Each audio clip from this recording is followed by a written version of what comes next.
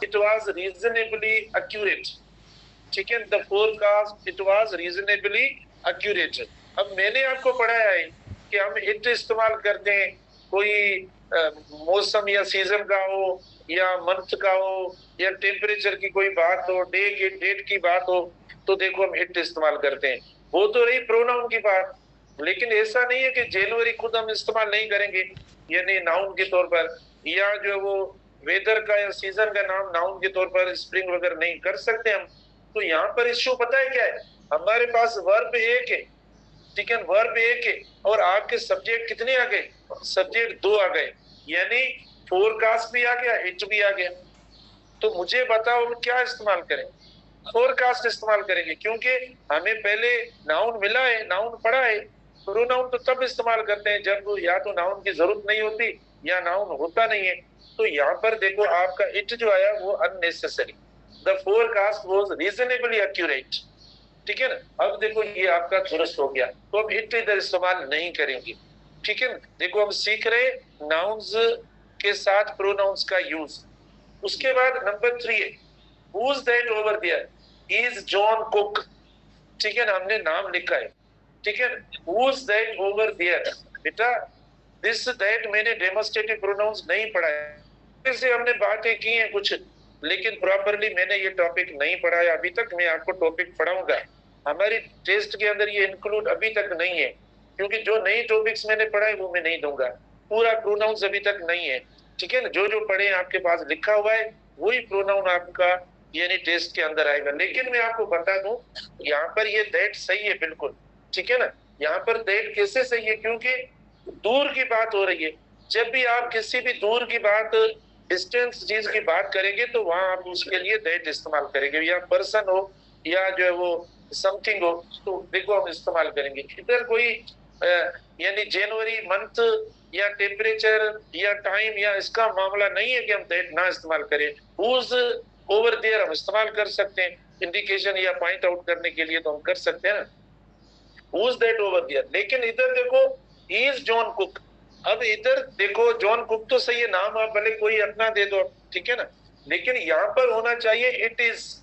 बेटा देखो it is होना चाहिए, क्योंकि जब भी किसी को आइडेंटिफाई करना हो, जब भी किसकी आइडेंटिफिकेशन देनी होती है ना, तो देखो अब इट से इस्तेमाल कर।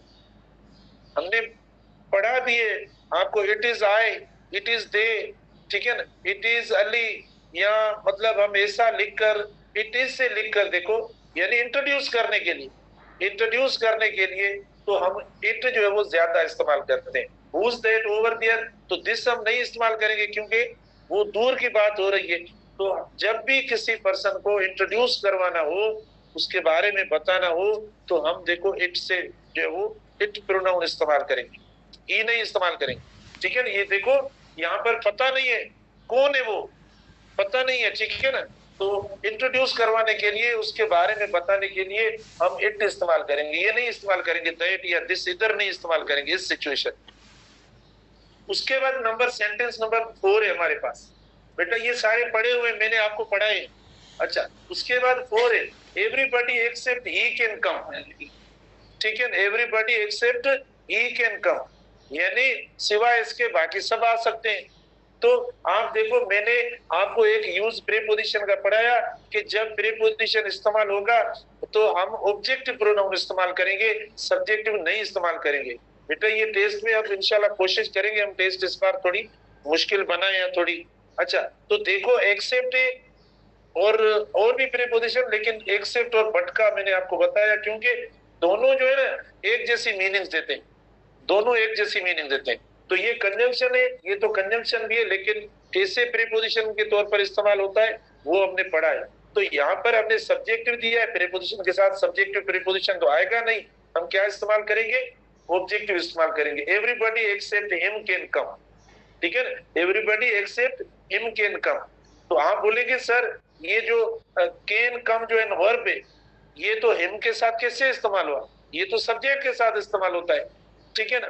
तो आप बताएं मुझे सब्जेक्ट कहाँ है, एवरीबॉडी पढ़ा है, ये तो इसके साथ आ गए, ये हिम के साथ नहीं है, ठीक है ना। तो प्रीपोजिशन आ गया, हम ये इस्तेमाल करें।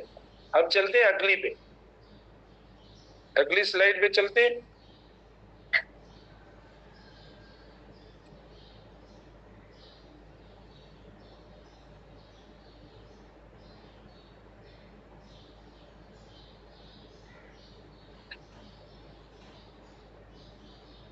ठीक है, देखो आपके सामने आ गई ये सेंटेंस बेटा, यानी यहाँ पर लिखा हुआ है sentence number 5, it is for he to decide.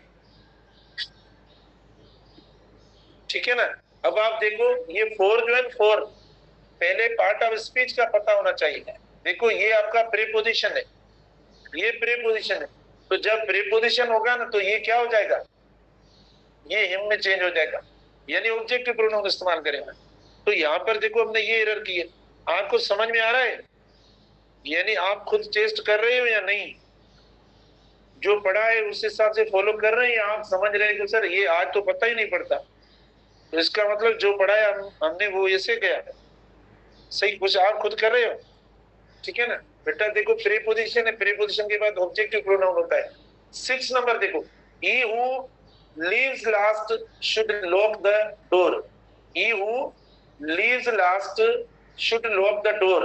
ठीक है ना, तो आप देखो हमारे पास ये हमने अभी पढ़ा नहीं है, एक तो देखो ये आ गया, ये मैं पढ़ाऊंगा हु और होम वाला जो यूज है, सब्जेक्ट अपना वर्ब वाला, कि वर्ब हम किस तरीके से बैलेंस करें।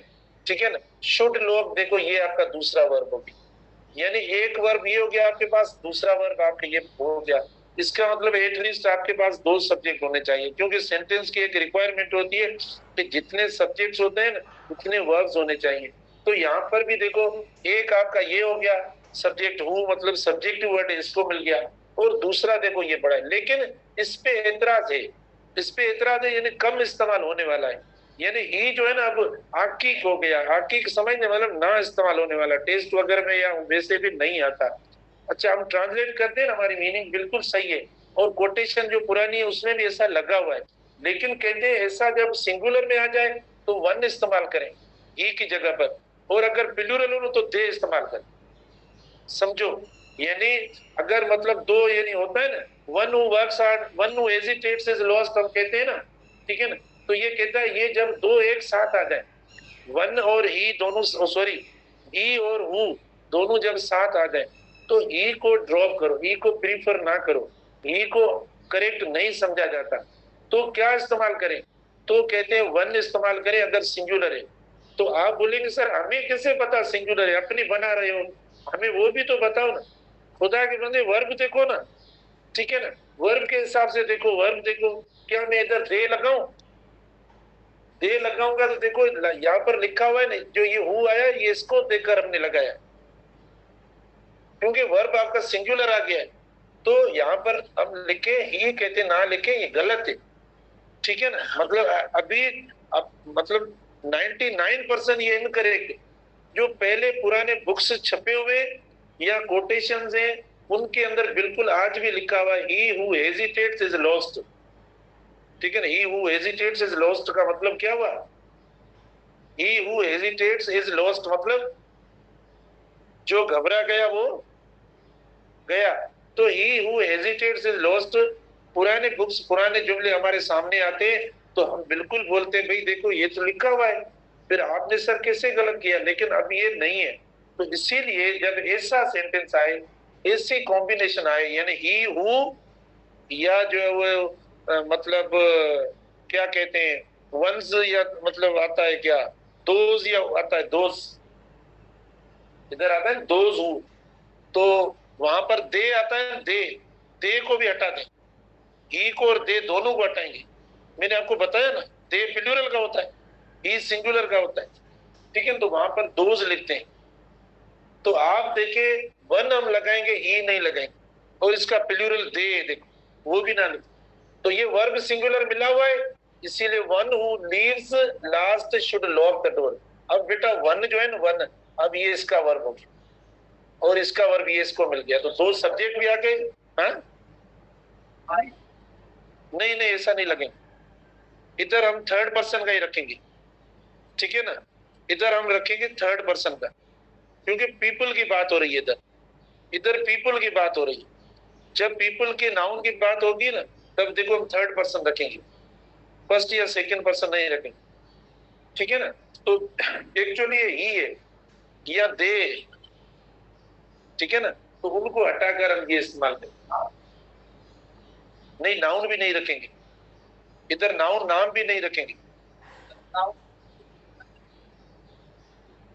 देखो इसके साथ बिल्कुल नहीं आएगा, यानी नाउन और प्रोनाउन एक साथ हम नहीं इस्तेमाल करेंगे, ठीक है ना। तो इसमें ये ऐसा इस्तेमाल होता है, ये देखो ये इस्तेमाल होता था, ठीक है ना, अब ये इस्तेमाल नहीं है।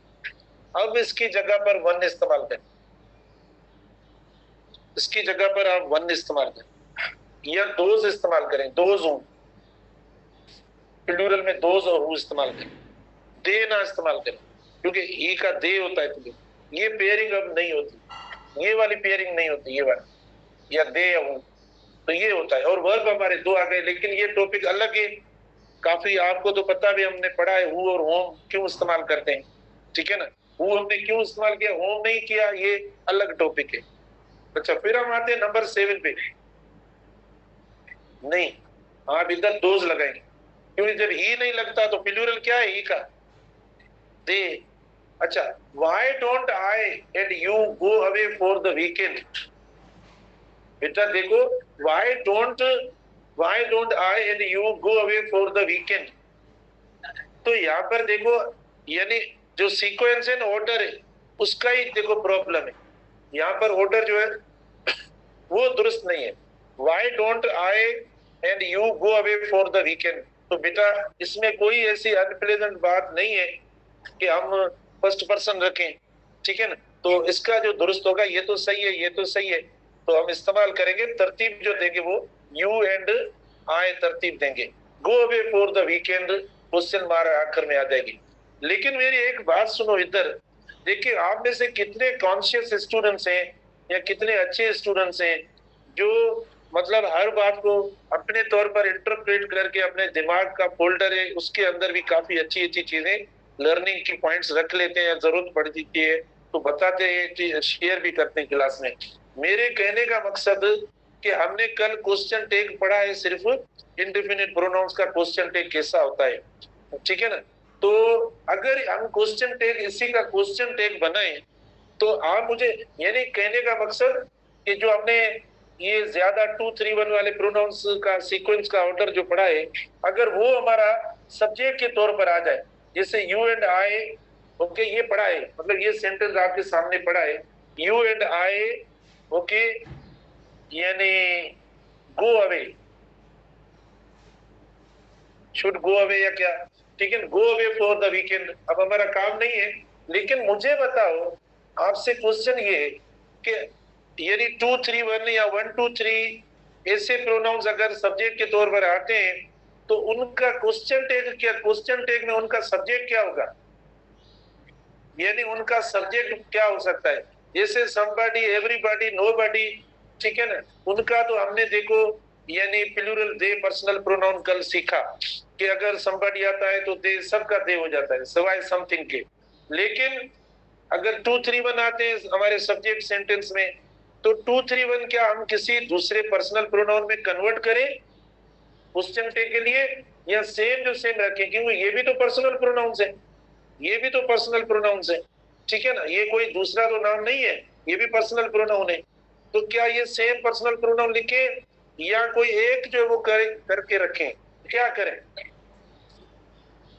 अब आप देखो you and I go away, तो इसका मतलब यू एंड आई मतलब हम, जब हम इसको ट्रांसलेट करेंगे, जब इसकी हम मीनिंग निकालेंगे तो यू एंड आई का मतलब होगा हम। जब हम होगा तो हम इसको क्या करेंगे, तो हम इसको वी में चेंज कर देंगे, ठीक है ना। तो ये जब क्वेश्चन टैग में आएगा ना बेटा, तो इधर आपका आएगा। अब बताओ इसका क्वेश्चन टैग क्या होगा, you and I don't we, क्योंकि ऊपर वाला सेंटेंस देखो आपका, ऊपर वाला सेंटेंस पॉजिटिव में पढ़ा है, अभी इधर मैंने पॉजिटिव लिखा है, उसको नहीं लिखा है। जो क्वेश्चंस होते हैं इधर देखो, दूसरी बात, जो पहले से क्वेश्चंस होते हैं उसका क्वेश्चन टैग कभी नहीं बनता। जो स्ट्रक्चर पहले से क्वेश्चन में दी हुई होती है ना, उसका क्वेश्चन टैग नहीं बनता, ये इसका नहीं बनेगा, ये पहले से क्वेश्चन है। तो हमने इधर देखो डिक्लेरेटिव बनाया सेंटेंस, अब देखो डोंट भी होगा, तो सुन लो, जब भी ये 2 3 1 और 1 2 3 अगर इनमें 1 आ रहा है, अगर 1 आ रहा है तो वही सेम बात कि आपका सब्जेक्ट जो क्वेश्चन टैग में होगा ना, वो क्या हो जाएगा, वो 3 हो जाएगा अगर 1 आ रहा है उसमें। अगर 1 नहीं आता, फिर जैसे जो पर्सन आ रहा हो, उस हिसाब से देखो उसको वन वर्ड में हम लिख लेंगे। अच्छा इधर देखो, कैन आई बारो your keys, I can't find the mine. जबरदस्त सेंटेंस है, ठीक है, छोटा सेंटेंस यहाँ ये, लेकिन इसमें बहुत अच्छा है। देखो, कैन आई बारो your keys, I can't find the mine. शाबाश शाबाश, वेरी गुड। बेटा देखो कितनी छोटी सी चीज है जो नजर भी नहीं आती। हम काफी देर में मैं पढ़ा रहा था, आप देख रहे थे कि इसमें क्या होगा, ठीक है ना, लेकिन इसमें देखो ये हम इनके साथ थोड़ी डिटरमिनर लगाते हैं, ये आर्टिकल तो नाउन के साथ लगता है, ठीक है, इसके साथ थोड़ी लगेगा। तो केयर आई बारो your keys, I can't find the mine, the नहीं आएगा। तो ये देखो जो इंतहाई हिडन जो होती है वो हम दुरुस्त कर रहे हैं। अच्छा फिर आप देखो number 9, I met another Lucy's class teacher yesterday. देखो, I met another Lucy's class teacher yesterday. अब आपको पता होगा, हल्का सा हिंट में देता हूं, फिर आप करेक्शन कर ले। बेटा देखो, हमने एक स्ट्रक्चर पढ़ी पॉजिटिव प्रोनाउंस के अंदर, उसमें हमने लिखा जैसे अ फ्रेंड ऑफ माइन, अगर डिटरमिनर आ जाता है, ठीक है ना, अगर डिटरमिनर साथ आ जाता है तो हम मतलब उसको चेंज करते हैं। तो अब आपका डिटरमिनर देखो ये आ गया है, ये आ गया है डिटरमिनर। तो हमने देखो इधर ये नहीं क्या लगा लिया है, ल्यूसीज वगैरह जो है वो पॉजिटिव इधर कर लिया है। तो जब डिटरमिनर आ जाता है ना, तो हम अ फ्रेंड ऑफ माइन लिखते हैं, या अ फ्रेंड ऑफ जो वो हिज लिखते हैं, पॉजिटिव जो है इसका चेंज करते हैं, ठीक है। या हम क्या लिखते हैं, एक्चुअल होता क्या है, मैंने आपको पढ़ाया है। एक्चुअली होता ये अ माय, देखो होता ये अब अ माय बुक होता है, ये होता है अ माय बुक, ठीक है, ये अ माय बुक होता है। मतलब दो देखो डिटरमिनर्स एक साथ आ गए। जब दो डिटरमिनर्स आपके एक साथ आ गए तो क्या ये आप लिखेंगे स्ट्रक्चर, आप या तो लिखें माय बुक या तो लिखें अ बुक, लेकिन आप कहते हैं हमें दोनों लिखने। अब दोनों लिखने तो आप कैसे लिखेंगे, तो आप दोनों जब ये लिखेंगे तो आप इसको इस तरीके से लिखेंगे कि अब बुक पहले लिखेंगे और फिर आप लिखेंगे अब बुक ऑफ माइन करके लिखेंगे, अब बुक ऑफ माइन करके लिखेंगे, ये होगा, ठीक है, इस तरीके से दुरुस्त होगा। अब आपका देखें ये डिटरमिनर आपका इधर रह गया और आप माइन देखो आपका इधर आ गया, तो हम इस्तेमाल कर सकते हैं। तो इसको भी इस तरीके से हमें बनाना है, यानी ल्यूसीज क्लास टीचर है ना, इसको इस तरीके से बनाना है। तो ये कैसे बनेगा, आप शाबाश, अब कैसे बनेगा, आराम से। I met another class teacher of Lucy's, ठीक है ना। अब इसमें माइन नहीं आएगा या इसमें हिज नहीं आएगा, क्यों नहीं आएगा बेटा, पॉजिटिव इसका खुद का पड़ा है, ठीक है ना बेटा। आप देखो, I met another class teacher of Lucy's, तो इसमें ये पॉजिटिव पड़ा है, इसमें पॉजिटिव पड़ा है तो माइन नहीं लगाएंगे, ठीक है ना, यूअर्स नहीं लगाएंगे, डियर्स नहीं लगाएंगे, अवर्स नहीं लगाएंगे, ये वो सेम स्ट्रक्चर है, पॉजिटिव वाली स्ट्रक्चर। तो यहां पर होगा I met another class teacher, another class teacher, ठीक है ना, एनदर क्लास टीचर। तो इसमें पोजीशन आ रहा है I met another class teacher of Lucy's, ठीक है, पॉजिटिव है। जैसे आप देखो ना, हम अगर इस्तेमाल करें, मैंने आपको दिए होंगे सेंटेंसेस ऐसे कि his car is faster than, his car is faster than, हमने अली लिख लिया, तो देखो ये गलत हो जाता है। तो इसके मैंने दो चेंजेस आपको बताए, देन दैट ऑफ वाला भी बताया और अलीज वाला भी बताया। तो अपस्ट्रॉफी देखो नाम के साथ लग जाती है तो वो पॉजिटिव हो जाता है, तो फिर हम दैट ऑफ नहीं लगाते, ठीक है। तो यहाँ पर अपस्ट्रॉफी लगती है, दो वर्ड्स है एक्चुअली, तो हम इस्तेमाल करेंगे I met another class teacher. देखो ना, अब देखो I met another class teacher, इतना देखो, छोड़ो अब लूसीज को छोड़ दो। हाँ बोलेंगे कि I met another class teacher, मतलब मेरा, इसका, आपका, तो आप कैसे लिखेंगे मुझे बताओ। मुझे एक और टीचर, मुझे मेरा एक और टीचर मिला, ठीक है, मुझे मेरा एक और टीचर मिला, मुझे आपका एक और टीचर मिला, मुझे उसका एक और टीचर मिला। तो अब मुझे बताओ कैसे लिखेंगे। आप अगर इधर माय वगैरह तो लिख नहीं सकते, I met another my class teacher, नहीं, क्योंकि ए नजर ऐसा ही है जैसा अ है, ए नजर ऐसा ही है जैसा दिस है, तो ये दो डिटर्मिनर्स हो जाएंगे। अब हमें मेरा तो करना है या इसका तो करना है, तो हम क्या करें फिर? तो जाहिर है हमें पोजीशन आगे लगाना पड़े। तो आप देखें, I met another class teacher of Lucy's, ठीक है ना, ये हो जाएगा आपका। लेकिन अगर ये नहीं लगाते आप, तो अभी मैंने आपको बताया ये तो लगेगा, अभी जुमला पढ़ा है, आप कोई दूसरी स्ट्रक्चर रखेंगे ना, तो आप क्या रखेंगे? I met another class teacher of mine, मैं अपने एक और उस्ताद से मिला, एक और दूसरे उस्ताद से मिला। हाँ फिर भी होगा, ठीक है, फिर भी हम देखो फिर बनेगा नहीं। देखो आई मेट इन, देखो ना इसमें ऑफ लगाएंगे हम, ऑफ ल्यूसिस, ल्यूसिस का इसके साथ लगाएंगे हम, ऐसे नहीं बनेगा। हाँ लेकिन ये इसकी मीनिंग के लिए ना, का की मीनिंग के लिए, ठीक है ना, यानी का की मीनिंग के लिए हम इस्तेमाल करेंगे, वो हम नहीं इस्तेमाल करते उसके अंदर।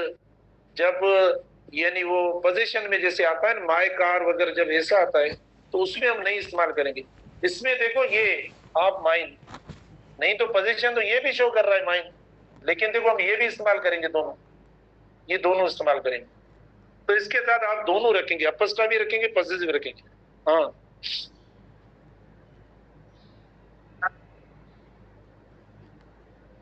यूर, यूर रखेंगे। अगर आप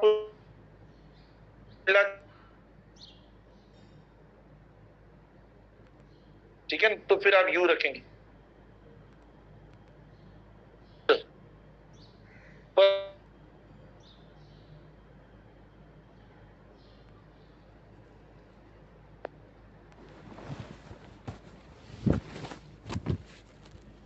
और भी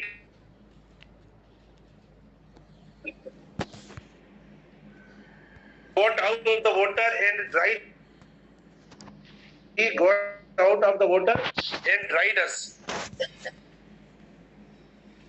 यानी पानी से बाहर निकले और अपने आप को खुश किया हमने। अवर सेल्स देखो कितनी लेट करके बताते हो, पता ही नहीं पड़ता आपको। तो अब ये आपकी टेस्ट क्यों होती है? क्योंकि ऑप्शंस आपकी हेल्प करते हैं। मुझे आज महसूस हो रहा है ना कि अगर एक एक जुमला मिलता है करेक्शन के लिए, तो वहां आपको प्रॉब्लम होती है। ऑप्शंस होते हैं तो वहां आपको क्लू मिलता है कि ये हमारा सही हो सकता है। तो बेटा देखो सब्जेक्ट सेम है, we got out of the water and dried, जब सब्जेक्ट और ऑब्जेक्ट दोनों सेम हो जाते हैं तो वहां पर क्या इस्तेमाल करेंगे? तो वहां पर हम रिफ्लेक्सिव प्रोनाउन इस्तेमाल करते हैं। तो हमने क्या इस्तेमाल किया है देखो, यानी इसी का सेम का देखो ऑब्जेक्ट इस्तेमाल करेंगे, तो ये तो नहीं होगा, एरर हो जाएगी हमारी। तो यहाँ पर हम इस्तेमाल करेंगे जैसा सब्जेक्ट होगा वैसा रिफ्लेक्सिव इस्तेमाल करेंगे, जैसा सब्जेक्ट वैसा रिफ्लेक्सिव इस्तेमाल करेंगे। We got out of the water and dried ourselves, and dried ourselves. उसके बाद देखो 11 है, do you shave yourself on Sundays, ठीक है ना।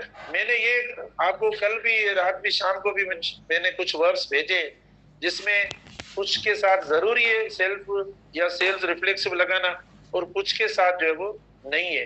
तो उनमें शेव वर्ड आप देखो पढ़ा है। तो ये मतलब कुछ ऐसे यानी होते हैं जो ये खुद रिफ्लेक्सिव है, ये वर्ब खुद रिफ्लेक्सिव है, तो जरूरत ही नहीं है कि हम इनके साथ जो है वो इस्तेमाल करें रिफ्लेक्सिव प्रोनाउन। तो एरर जो है ना ये बेटा, एरर ये जैसे ड्रेस इसमें होता है, बात होता है, वाश होता है, कंसंट्रेट होता है, क्योंकि कंसंट्रेट जाहिर है खुद ही इंसान करता है, इसमें बात सीधी पड़ी है, इसमें इन्वॉल्वमेंट की कोई शक नहीं है। रिफ्लेक्सिव इस्तेमाल क्यों करते हैं? तब करते हैं जब हमें कुछ ऐसा महसूस होता है कि ये एक्शन कोई और भी, किसी और ने भी किया होगा, तो रिफ्लेक्सिव लगाकर हम कंफर्म करते हैं कि ये एक्शन किसी और ने नहीं, मैंने खुद अकेले ने किया है। इसीलिए तो पहले से उसके अंदर ऐसी मीनिंग मौजूद हो कि ये मतलब एक्शन जो है वो इंडिविजुअली किया जाता है, कोई और इसमें होता नहीं है, नहीं है, तो इसीलिए ऐसे वर्ब्स के साथ रिफ्लेक्सिव लगाना रिडिकुलस हो जाता है, ठीक है ना। तो यहाँ पर देखो हमने ये इस्तेमाल किया, लेकिन अब ग्रामर से हटके भी हम काफी चीजें पढ़ी हैं, लेकिन अभी ठीक है ना, वरना और भी हम बात कर सकते हैं। तो do you shave yourself on Sundays, ये मतलब स्टैंडर्ड में ना इस्तेमाल करो। लेकिन आपके क्वेश्चंस बिल्कुल हैं और आपसे ज्यादा मेरे जहन में पड़े, लेकिन हमारी क्लास जो है वो ऑनलाइन है, नहीं तो फिर आप आ जाना, भले आज इंट्रो वाली क्लास में इस पे बहस कर लेंगे। उसके बाद number 12, his book is selling itself well. बेटा देखो, his book is selling itself well, तो यहाँ पर इटसेल्फ देखो ना, कोई मीनिंग नहीं दे रहा बेटा। इटसेल्फ देखो ऐसा नहीं है, हम क्या समझते, हमने रिफ्लेक्सिव पढ़ाया तो बस हरू भरू रिफ्लेक्सिव लगाना है, ठीक है ना, ऐसा नहीं है। मीनिंग देखो ना, इधर देखो, इस इटसेल्फ का कोई मतलब नहीं हो रहा है कि इस बुक की सेलिंग वेल, भाई इस किताब की जो है वो सेल हो रही है, इस किताब की सेल हो रही है बस। तो यहाँ पर सेल के साथ इटसेल्फ लगाना गलत है, क्योंकि सेल खुद ब खुद हो रही, सेल तो खुद ब खुद हो रही है ना बुक की। तो यहाँ पर ये यानी नॉन रिफ्लेक्सिव, जैसे ये शेव है ना, सेम सेम जो वो इसी तरीके से ये वर्ब है, ये वर्ब कैरी नहीं करता, तो इधर हम नहीं इस्तेमाल करेंगे। यानी बुक इज सेलिंग वेल, यानी इसकी सेल हो रही है, तो अब ये नहीं इस्तेमाल करेंगे इट सेल।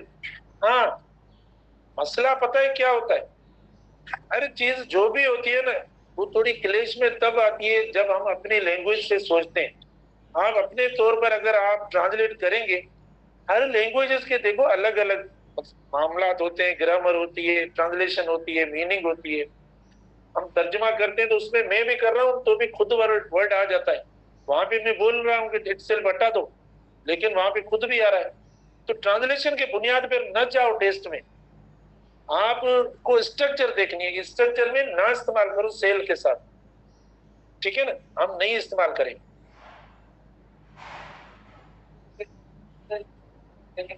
नहीं नहीं, इसके साथ नहीं होगा। आगे अगर कोई पर्सन वगैरह हो, कोई संबडी वगैरह आप लगाकर इस्तेमाल करें रिफ्लेक्सिव, तो उस हिमसेल्फ या हर सेल्फ या देन सेल्फ हो सकता है, ठीक है ना, हम इस्तेमाल करें। लेकिन यहाँ पर देखो, जो एक्शन है ना आपका, ऑटो एक्शन है। एक्शन मतलब सेल्फ एक्शन हो, खुद ही पहले वर्ब बता रहा है।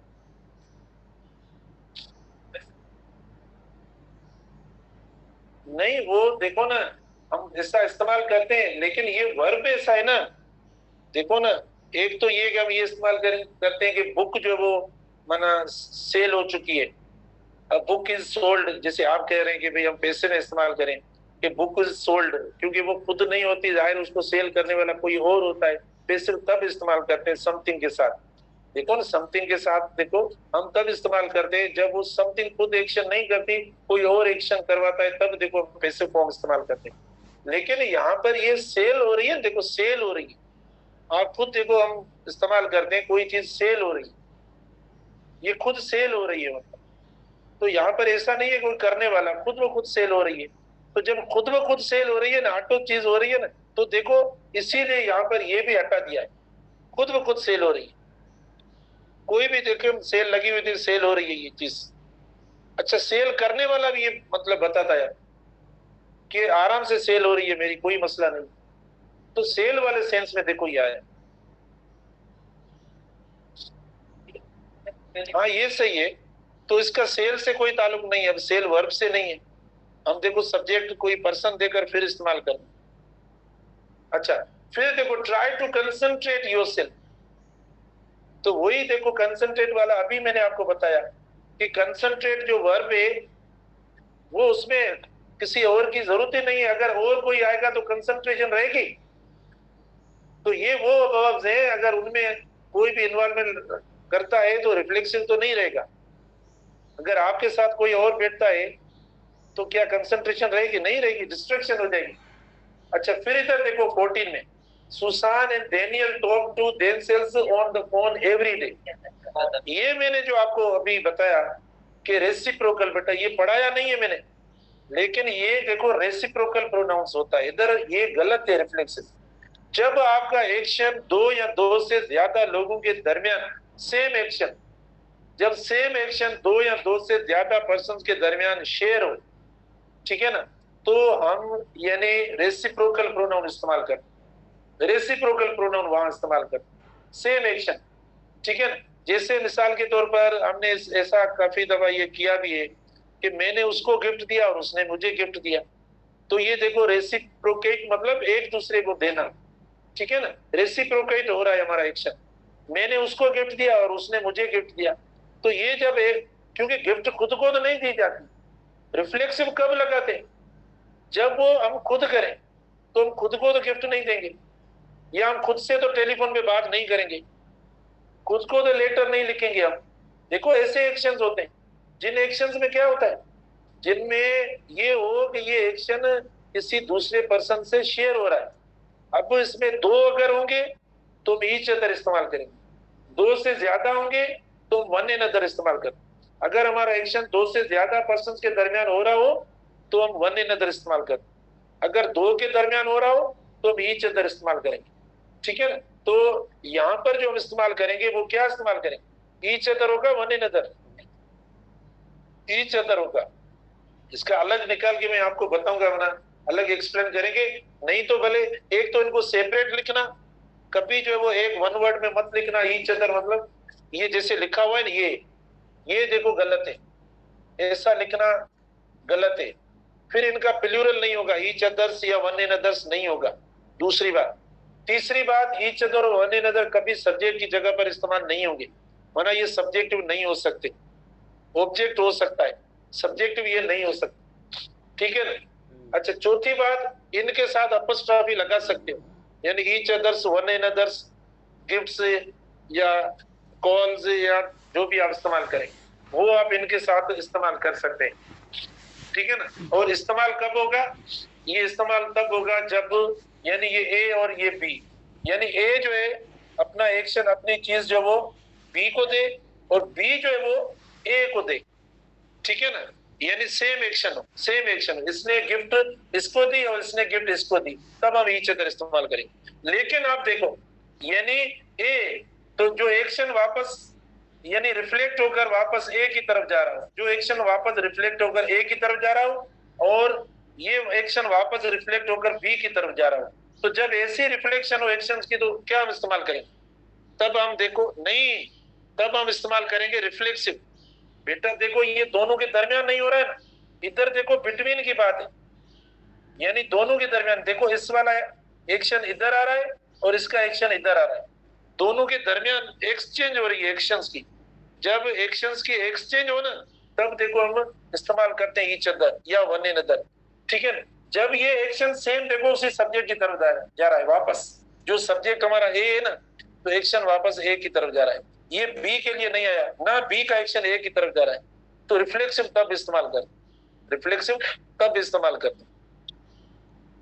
अच्छा, one speaks English in this group, one speaks English in this group, बेटा वन कभी नहीं होगा, ठीक है। या तो आप इस्तेमाल करें people speak English in this group, in this shop, या वी स्पीक इंग्लिश, ठीक है। वन क्या होता है, वन से मुराद, वन हम जब भी बोलेंगे वन से मुराद स्पीकर खुद भी उसमें इंक्लूड हो जाए, माना जो पर्सन है ना जो बोल रहा हूं वो खुद भी उसमें आ जाए, तब वन लगाएंगे। एक वन का मतलब होता है हर एक का वन का मतलब होता है हर एक, और दूसरा वन वन का मतलब होता है हम सब। जैसे मैं बोलूं ना, one should learn, one should learn मतलब including speaker, including I, including me, sorry including preposition है ना, तो मी लगाएंगे, थोड़ा ग्रामर में पता है। इंक्लूडिंग मी देखो, तो आप देखिए वन मुराद इंक्लूडिंग मी, आप और यू एंड मी सब हम आ जाएंगे, तो तब वन तब होगा। यानी वन शुड लर्न, वन क्यों लगाया मैंने, क्योंकि उसमें मैं भी हूं। इसमें देखो one speaks English in this show, तो इसका मतलब स्पीकर लग रहा है आपको इंक्लूड है, नहीं स्पीकर खुद कह रहा है, खुद एक्सक्लूड हो जाता है, खुद माइनस होकर बात कर रहा है। जब खुद माइनस होकर बात कर रहा है तो आप देखिए वन नहीं लगाएंगे, वन गलत हो जाएगी। इसमें फिर आप लगाए people speak English in this shop, या वी स्पीक, या ही, मतलब कोई भी चेंज कर दो। वन बेटा कब लगाते हैं, वन का मतलब एक, वन का मतलब है एक, दूसरा वन का मतलब है यू, दे या ऑल, माने ऑल का सेंस देता है।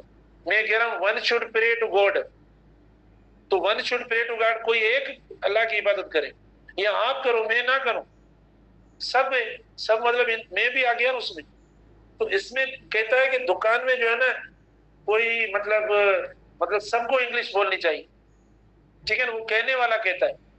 तो one speaks English in this shop, इससे मुराद बोलने वाला खुद आउट हो रहा है।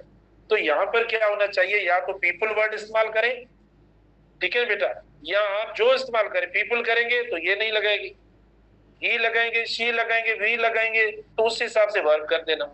तो people speak English in this shop, ठीक है, या he speaks English in this shop, या वी स्पीक इंग्लिश इन, मतलब ये चेंज कर दो, प्रोनाउन इधर चेंज कर।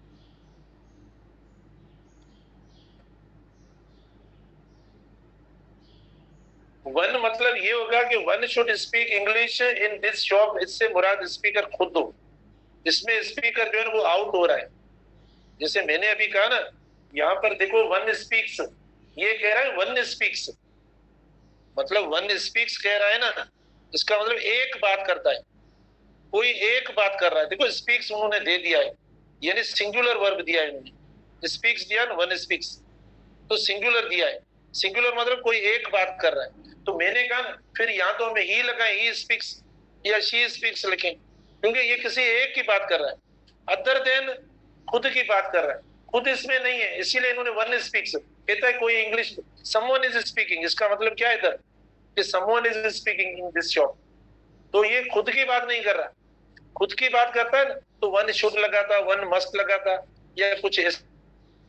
तो इसीलिए हमें इधर चेंज करना पड़ेगा, और चेंज करना पड़ेगा, पीपल लगाएं, ठीक है, वी लगाएं, दे लगाएं, कोई प्लूरल लगाना पड़ेगा। ये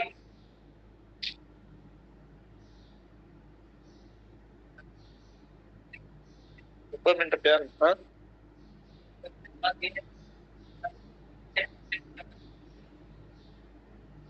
अभी इस पे कल बात करेंगे। अब ये मुझसे क्वेश्चन करना, और बाकी एक हमारी स्लाइड अभी बाकी रहती है, ठीक है, और सर पे आ गए, ठीक है, ये सुबाने जी अच्छा ना कुछ नहीं।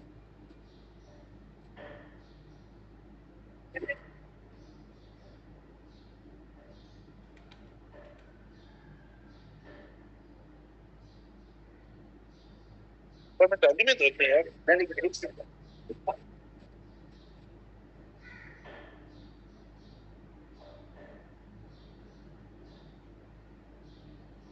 टाइम मते परमिट की वैल्यू ಒಂದು ಮತ್ತೆ ಕಡಿಮೆ ಟೈಮ್ ಪರ್ಮಿಟ್ ಮತ್ತೆ ತಿಳಿಯೋದು।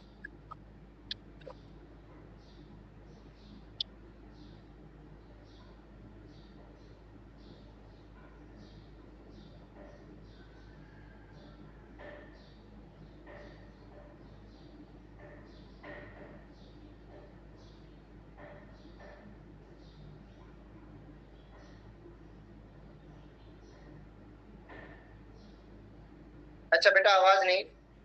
अच्छा कल एशियन वन कंप्लीट हुआ था।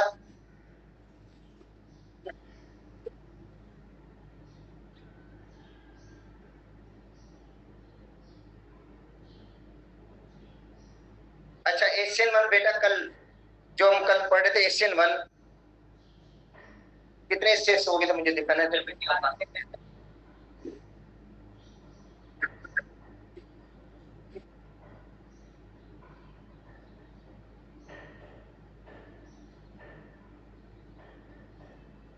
अच्छा देखो बेटा एशियन वन में हम लेते हैं टर्शियर अल्काइल हैलाइड। देखो एशियन वन के अंदर लेते हैं टर्शियर अल्काइल हैलाइड, और दोबारा ये अब रिपीट करना सारी बातें तो बहुत मुश्किल है।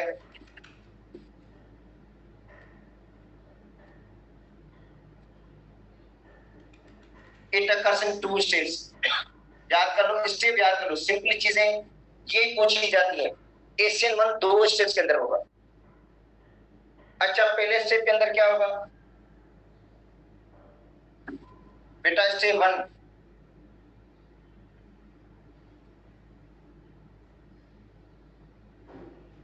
Breaking of CX bond. Breaking of CX bond, CX का बॉन्ड ब्रेक होगा बेटा, कार्बन और हाइड्रोजन का बॉन्ड जो होता है वो ब्रेक हो जाता है। फॉर्मेशन ऑफ कार्बोनियम आइन,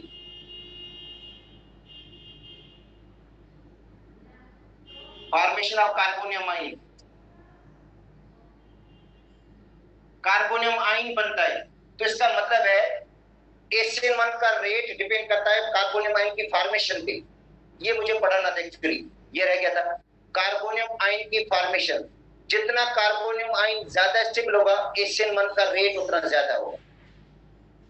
बेटा देखो, HCl1 का रेट डिपेंड करता है formation of the carbonium ion, और कार्बोनियम आयन जितना ज्यादा स्टेबल उतना HCl1 का रेट क्या होगा, ज्यादा होगा। याद कर लो, ये कार्बोनियम आयन जो बना है ना, इसकी स्टेबिलिटी पे डिपेंड करता है रेट।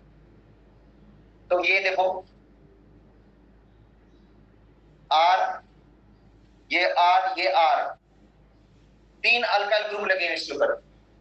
बेटा अल्काइल ग्रुप कितने लगे हुए? 3 लगे हुए, ठीक है। अच्छा, तो क्या होगा, पोलर सॉल्वेंट की मौजूदगी में, यहाँ पे पोलर सॉल्वेंट आप जरूर यूज करेंगे, पोलर सॉल्वेंट। और ये स्टेप स्लो होता है। स्टेप क्या होता है? स्लो होगा। क्या होगा? कार्बन और हाइड्रोजन का बॉन्ड स्लोली ब्रेक होगा जी।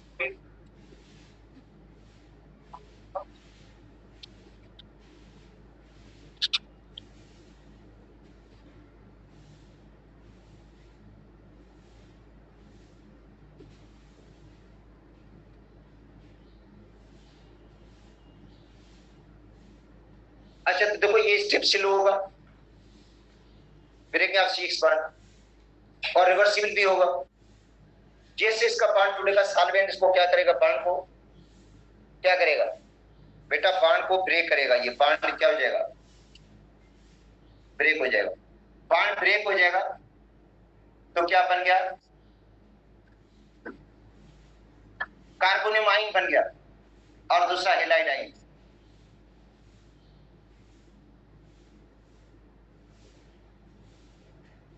कार्बोनियम आयन और दूसरा क्या बन गया,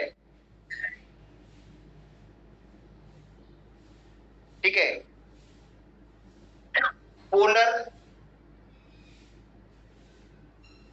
प्रोटिक सॉल्वेंट।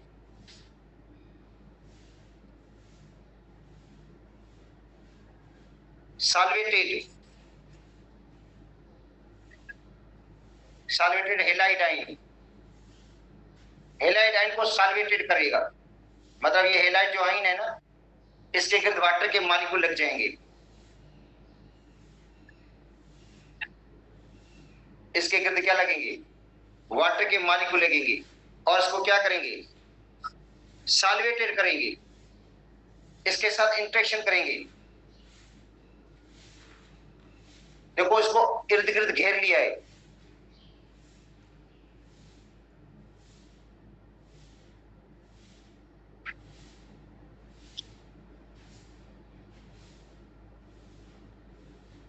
अच्छा देखो बेटा, ये जो हेलाइड आयन है, ये सॉल्वेशन होगी इसकी, उसको सॉल्वेंट के मॉलिक्यूल ने घेर लिया, इसको इंगेज कर रहे हैं, ये वापस इस पर अटैक नहीं करेगा ये, और कार्बोनियम आयन क्या हो जाएगा, स्टेबल हो जाएगा।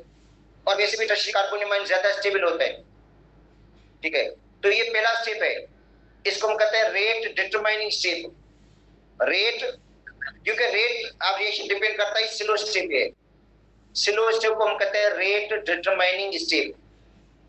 तो इस पे रेट डिपेंड करेगा, पहले स्टेप पे। कभी कभी तो सिंपल क्वेश्चन ही पूछ लेते हैं कि स्टेप कौन सा स्टेप है जो रेट डिटरमाइनिंग है, तो बेटा ये रेट डिटरमाइनिंग स्टेप है, इसको हम कहते हैं रेट, ये है rate determining step, rate determining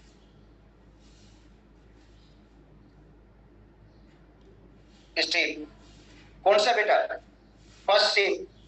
अब आते हैं स्टेप 2, स्टेप 2 अटैक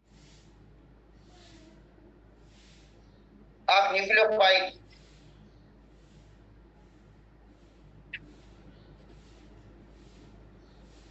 ऑन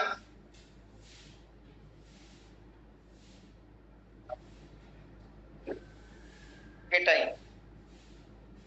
अच्छा, कभी कभी ऐसा होता है कि हम न्यूक्लियोफाइल लेते ही नहीं, ये जो सॉल्वेंट खुद है ये न्यूक्लियोफाइल बन जाता है, क्योंकि वाटर तो न्यूक्लियोफाइल भी तो है ना, और इसमें वीक न्यूक्लियोफाइल की जरूरत पड़ती है, स्ट्रांग न्यूक्लियोफाइल की जरूरत भी नहीं पड़ती। ये जो वाटर खुद है ये न्यूक्लियोफाइल बन सकता है। वाटर खुद, बेटा वाटर खुद भी न्यूक्लियोफाइल, इसके पास इलेक्ट्रॉन पेयर है। तो इसका मतलब है कभी कभी ऐसा होता है जो सॉल्वेंट खुद होता है वो न्यूक्लियोफाइल का रोल प्ले करता है, इसको एंगेज भी करेगा, मतलब ये लाइट को एंगेज भी कर रहा है और इसके ऊपर अटैक भी करके खुद करेगा ये क्या कर। तो आप देखो ये आर लगा हुआ है, इधर भी आर है, इधर भी आर है। अब मैं बता दूं आपको कि कार्बन sp2 हैबर्ड है, बेटा कार्बन ये sp2 हैबर्ड कार्बन है। और याद कर लो कि sp2 हैबर्ड कार्बन जब भी होता है उसके पास p ऑर्बिटल वेकेंट होगा। p ऑर्बिटल क्या होगा? वेकेंट होगा। तो ये p ऑर्बिटल है उसका, जिसकी दो लोब्स हैं। p ऑर्बिटल की लोब तो दो ही होती है ना। अच्छा, न्यूक्लियोफाइल अटैक दोनों साइड से कर सकता है बेटा, न्यूक्लियोफाइल का अटैक दोनों साइड से हो सकता है, इधर से भी। मतलब न्यूक्लियोफाइल जो है कार्बोकेटाइन पे अटैक जो करता है वो बैक साइड से भी करता है। लिखवा दिया था कल ये मैंने आपको पॉइंट्स। तो इसका मतलब ज्यादातर तो लिख दी थी पॉइंट्स आपने। अच्छा, अब क्या होगा?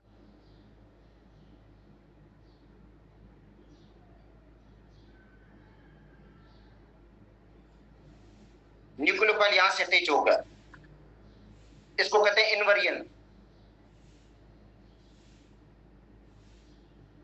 और यहाँ पे थोड़ी जगह नहीं है, या इसको मिटा देता हूं क्योंकि अब यहाँ पे जगह नहीं है लिखने के लिए,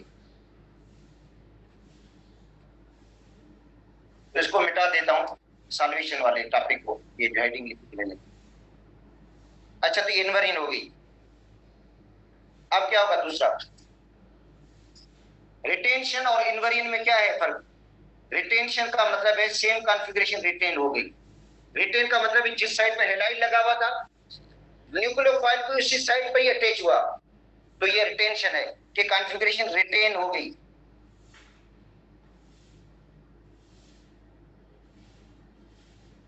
और इनवर्जन का मतलब उसके इनवर्स हो गई।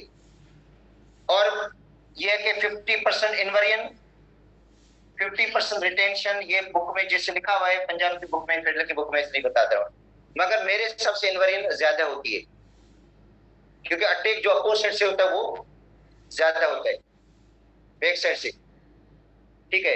अच्छा, अब जो मैं जो पढ़ाना था वो सिर्फ यही टॉपिक पढ़ाना था, stability of the carbonium ion. बाकी सारी मैंने बातें बता दी थी आप लोगों को।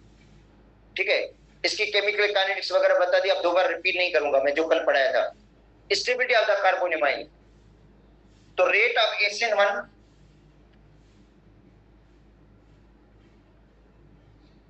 Depends upon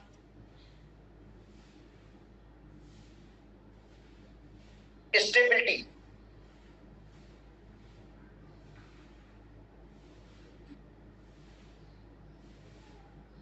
of carbonium ion. बेटा SN1 का रेट डिपेंड किस पे करता है? Stability of the carbonium ion. जितना कार्बोनियम आयन ज्यादा स्टेबल होगा SN1 का रेट उतना ज्यादा होगा। देखो, रेट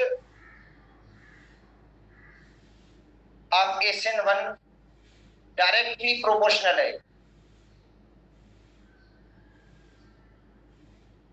स्टेबिलिटी ऑफ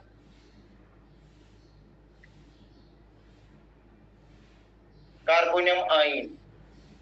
बेटा कार्बोनियम आयन की स्टेबिलिटी, अब देखो ये 3 डिग्री है, ये ज्यादा स्टेबल होगा। इससे 2 डिग्री से,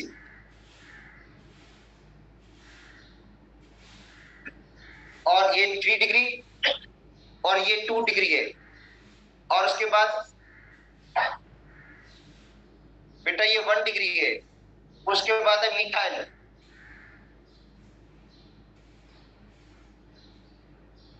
अच्छा, अब देखो स्टेबिलिटी क्यों है? Due to hyperconjugation and inductive effect.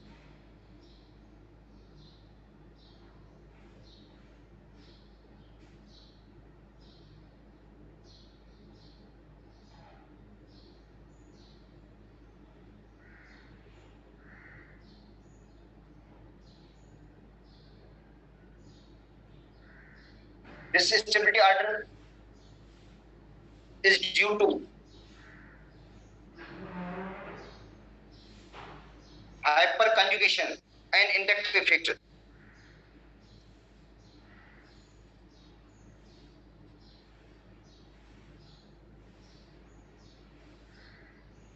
अच्छा, इंडक्टिव इफेक्ट कहता है, सुन लो, इंडक्टिव इफेक्ट कहता है कि ये कार्बन का जो ग्रुप इलेक्ट्रॉन रिलीजिंग है,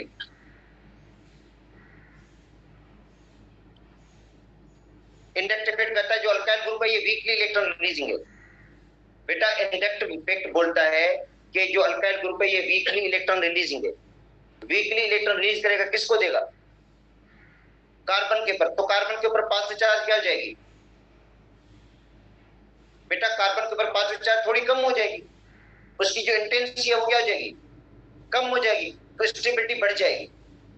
याद कर लो, पॉजिटिव आयन है, पॉजिटिव आयन के ऊपर अगर पॉजिटिव चार्ज लेस है तो वो मोर स्टेबल होगा। देखो पॉजिटिव आयन है, अगर उसके ऊपर पॉजिटिव चार्ज की शिद्दत कम हो गई है, पॉजिटिव चार्ज की जो शिद्दत है, इंटेंसिटी वो कम हो गई है, वो मोर स्टेबल होगा। पॉजिटिव आयन के ऊपर अगर पॉजिटिव चार्ज जो है उसकी शिद्दत इंटेंसिटी कम हो गई है तो वो क्या होगा? अच्छा, तो अब देखो ये अल्काइल ग्रुप इलेक्ट्रॉन रिलीजिंग है। अल्काइल ग्रुप क्या है? इलेक्ट्रॉन रिलीजिंग है। तो वो इलेक्ट्रॉन रिलीज करेगा, किसको देगा? कार्बन को देगा। तो कार्बन के ऊपर पॉजिटिव चार्ज क्या हो जाएगी? उसकी शिद्दत कम हो जाएगी, इंटेंसिटी कम हो जाएगी, ठीक है, तो वो मोर स्टेबल हो जाएगा, वापस इलेक्ट्रॉन अटैक नहीं करेगा। अच्छा, इसमें देखो दो साइड से इंडक्टिव इफेक्ट है, दो अल्काइल ग्रुप है, तो लाजिम बात है इसमें इंडक्टिव इफेक्ट ज्यादा होगा, इसके अंदर इंडक्टिव इफेक्ट क्या होगा? इसके अंदर और कम होगा, इसके अंदर होगा ही नहीं। तो इसका मतलब है this stability order is due to inductive effect because alkyl group is weakly electron releasing.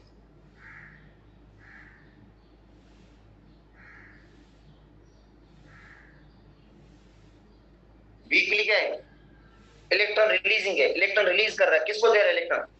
Central carbon को। और कार्बन के ऊपर पॉजिटिव चार्ज क्या हो गई है? लेस हो गई, और जिसके जिस स्टेबिलिटी उसकी क्या हो जाएगी? बढ़ जाएगी, ठीक है। एक तो ये रीजन है इफेक्ट। एंड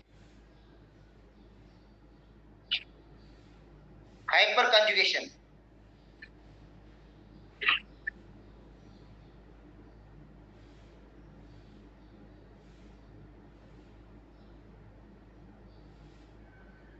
हाइपर कंजुगेशन बोलती है कि जो sp2 हैबिट कार्बन है, बेटा इसको हम कहते हैं sp2 हैबिट कार्बन।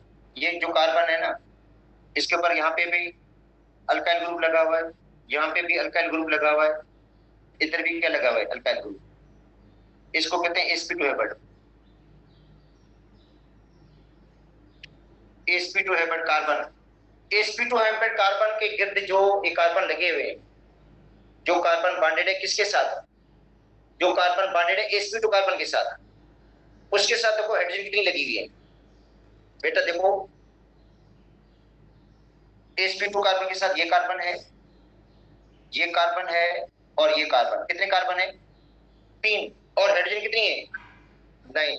इनको हम कहते हैं 9 अल्फा हाइड्रोजन। 9 alpha hydrogen. जितनी अल्फा हाइड्रोजन ज्यादा होंगी, जितनी अल्फा हाइड्रोजन क्या होंगी? ज्यादा होंगी, उतनी स्टेबिलिटी क्या होगी? ज्यादा होगी।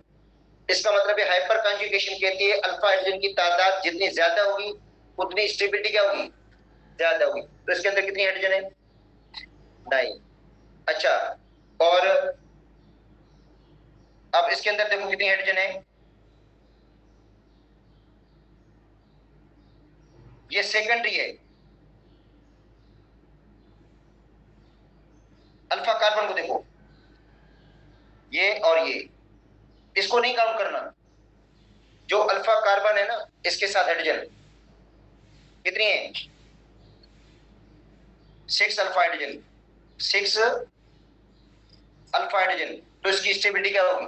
कम होगी। और फिर इसको देखो आप लोग,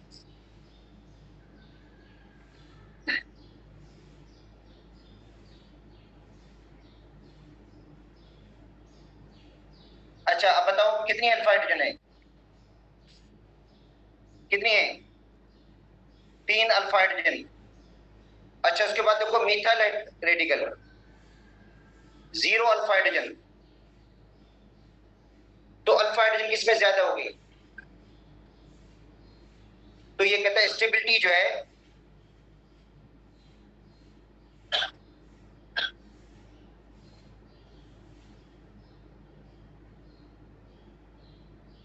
स्टेबिलिटी डायरेक्टली प्रोपोर्शनल किसके है,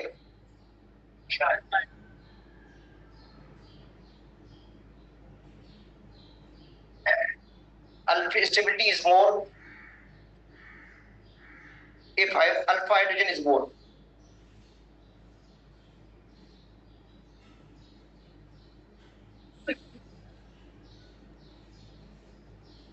तो इसमें देखो अल्फा हाइड्रोजन ज्यादा है, तो बेटा ये क्या होगा, ज्यादा स्टेबल होगा, ये क्या होगा, कम होगा, ये क्या होगा, और कम होगा, ये और कम हो जाएगा। मगर ये जरूरत नहीं याद करने की, आपको सिंपली कुछ भी नहीं करना, इनको याद कर लो कि कार्बन के साथ कितने अल्काइल ग्रुप लगे, बस 3 अल्काइल ग्रुप है, 2 लगे हुए, 1 लगा हुआ है, बस सिंपली ये याद कर लो, कोई रीजन जानने की जरूरत भी नहीं है, ठीक है। मगर एक चीज और आपको बता दूं, स्टेबिलिटी का ऑर्डर ये भी है, अगर 3 फिनाइल ग्रुप लगे हुए, बेटा 3 अगर फिनाइल ग्रुप लगे तो फिनाइल में होता है रेजोनेंस स्टेबिलिटी, जो फिनाइल ग्रुप 3 लगे हुए, सपोज करते हैं आपको दिया गया है C6H5 3 लगे हुए, तो ये ज्यादा स्टेबल होगा। फिनाइल ग्रुप जो होगा वो 3 फिनाइल ग्रुप लगे हुए, 3 फिनाइल ग्रुप लगे हुए ना, तो वो क्या होगा, ज्यादा स्टेबल होगा। किससे,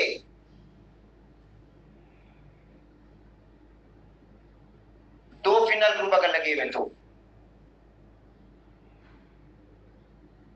अच्छा फिर 3 अल्काइल ग्रुप,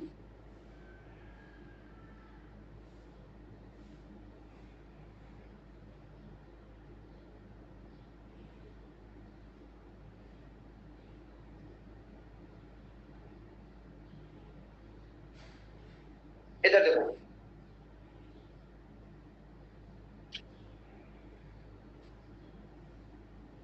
या मीथाइल ग्रुप लगा हुआ है यहाँ पे, देखो बेटा यहाँ पे 3 फिनाइल है, ये ट्राइफिनाइल है, ट्राइफिनाइल है, ये डाइफिनाइल है, और ये ट्राई अल्काइल ग्रुप है।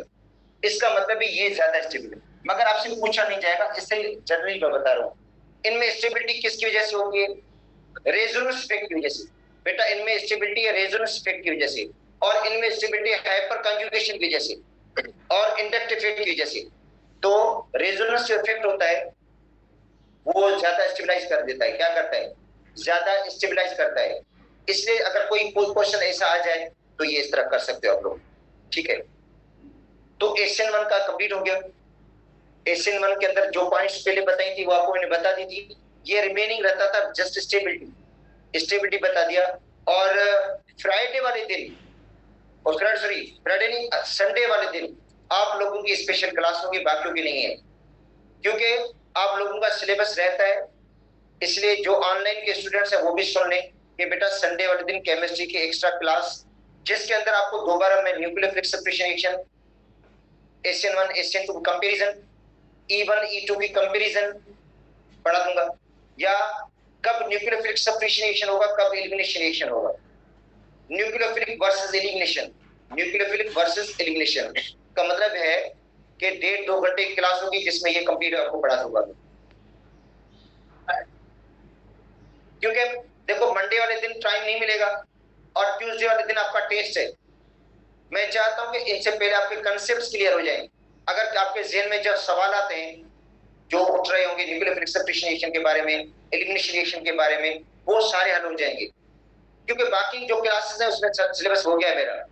आपकी जो ऑनलाइन की क्लास है इसमें थोड़ा सिलेबस थोड़ा रहता है, इसलिए संडे वाले दिन सिलेबस बराबर हो जाएगा। तो स्टेबिलिटी हो गया। अच्छा अब आते हैं formation.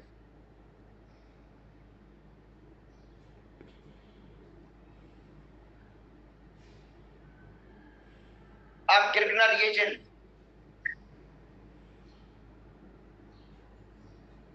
and its application.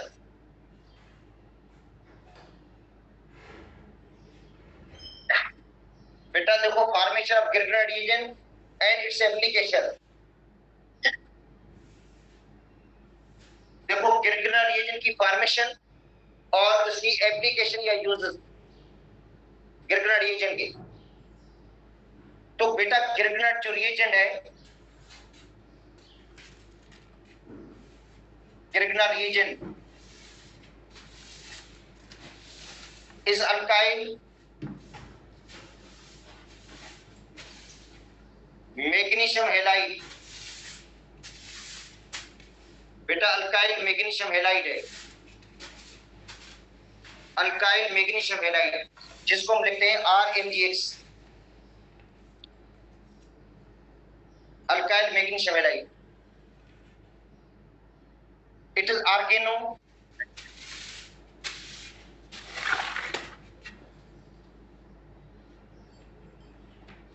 Metallic compound.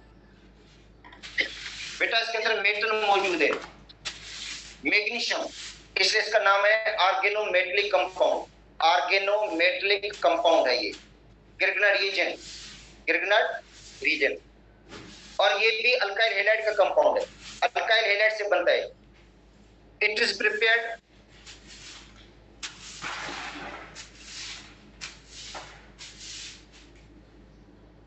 when alkyl halide reacts with magnesium,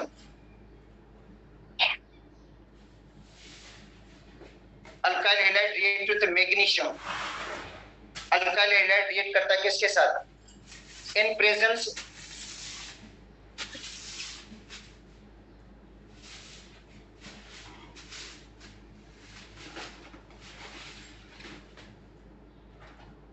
of anhydrous ether. किसकी मौजूदगी में? एनहाइड्रस ईथर की मौजूदगी में, या ड्राई ईथर, या बोलोगे आप प्योर ईथर। क्योंकि यहाँ पे अगर हम हाइड्रेटेड ईथर यूज करेंगे, बेटा अगर हाइड्रेटेड ईथर यूज करें तो वाटर होगा और Kirchner reagent वाटर के साथ रिएक्ट कर लेगा, ठीक है, अल्केन बन जाएगा। अगर हम अल्कोहलिक ईथर यूज करते हैं, अल्कोहलिक ईथर, तो अल्कोहल के साथ भी Kirchner reagent रिएक्ट कर लेता है। अगर एसीटोनिक ईथर यूज करेंगे, अगर ईथर के अंदर एसीटोन होगा तो Kirchner reagent एसीटोन के साथ भी रिएक्ट कर लेता है, ठीक है। इसलिए हम यूज करेंगे ड्राई ईथर, एनहाइड्रस ईथर, या हम कहते हैं प्योर ईथर। तो देखो अल्काइल हैलाइड, बेटा ये अल्काइल हैलाइड है, ये रिएक्ट करता है Mg के साथ। बेटा अल्काइल हैलाइड किसके साथ रिएक्ट करेगा? मैग्नीशियम के साथ। अल्काइल हैलाइड रिएक्ट करता है मैग्नीशियम के साथ और ड्राई ईथर, तो बन जाएगा अल्काइल मैग्नीशियम हैलाइड। बेटा अल्काइल मैग्नीशियम हैलाइड बनेगा, जिसको हम क्या कहते हैं? Kirchner reagent।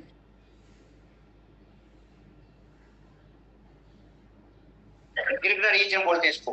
देखो अल्काइल करता है Mg के साथ और बना लेता है अल्काइल मैग्नीशियम हैलाइड, या जिसको हम कहते हैं Kirchner reagent। अच्छा, अब आते हैं आड्रा रिएक्ट की।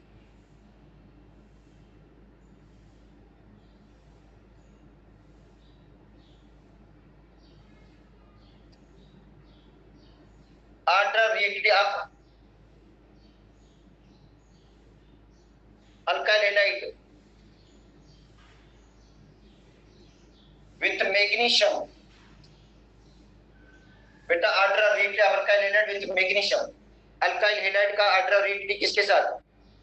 मैग्नीशियम के साथ। वो इस तरह है, alkyl iodide is more heat then alkyl bromide then alkyl chloride then alkyl chloride then alkyl chloride. ये ऑर्डर रिएक्ट है का, ये क्या है बेटा, ऑर्डर रिएक्ट है। तो अब देखो हम चूज क्या करेंगे, मिथाइल आयोडाइड लेते हैं क्योंकि ज्यादा रिएक्ट होगा, मिथाइल आयोडाइड लेते हैं हम।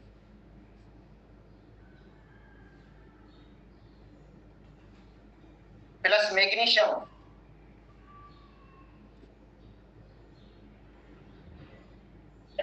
एनएच ईथर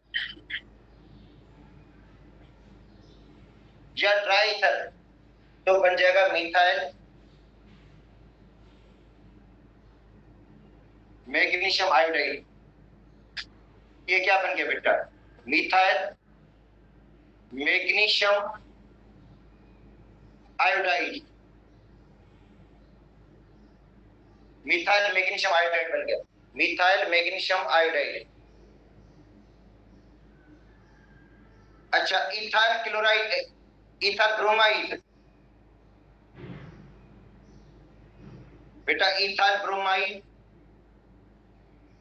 प्लस मैग्नीशियम, तो क्या बन जाएगा, ethyl magnesium bromide, ethyl magnesium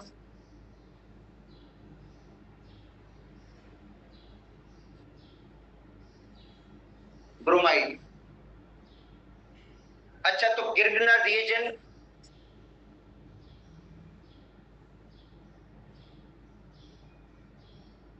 बेटा जो गिरगना रिएजेंट है is more reactive,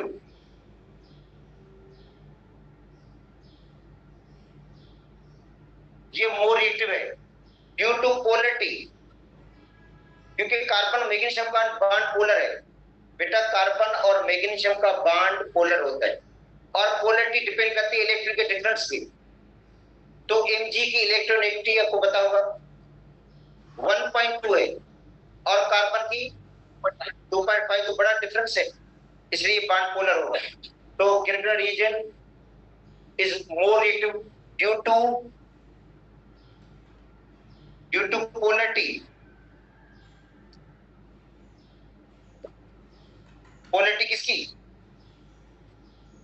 carbon magnesium bond. बेटा कार्बन और मैग्नीशियम का बॉन्ड पोलर है, Mg के ऊपर कौन सी चार्ज है, पॉजिटिव, और कार्बन के ऊपर कौन सी चार्ज होती है, नेगेटिव। और अगर हम इलेक्ट्रोनेगेटिव, तो बेटा इलेक्ट्रोनेगेटिविटी ऑफ कार्बन 2.5 और मैग्नीशियम की 1.2, तो बड़ा फर्क है इसमें इलेक्ट्रिक का, इसलिए ये बॉन्ड क्या हो जाएगा, पोलर हो जाएगा, बॉन्ड क्या हो जाएगा, पोलर होगा, इसलिए इसकी रिएक्टिविटी क्या होगी, ज्यादा होगी। गिरगना reagent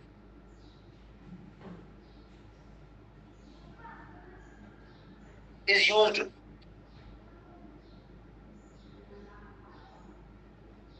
to prepare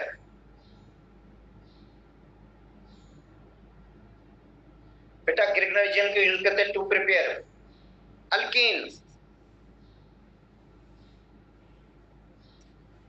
carboxylic acid,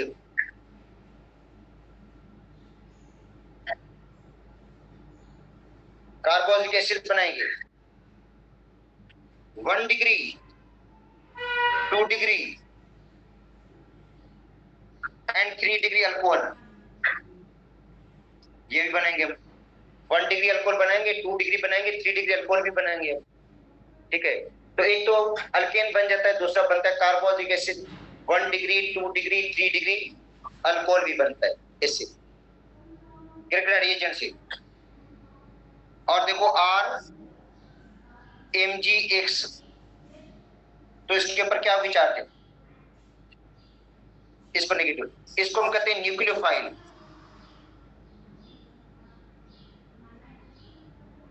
इसको क्या बोलते हैं बेटा, अल्काइल ग्रुप न्यूक्लियोफाइल है, ये अल्काइल ग्रुप क्या है, न्यूक्लियोफाइल है इसके अंदर।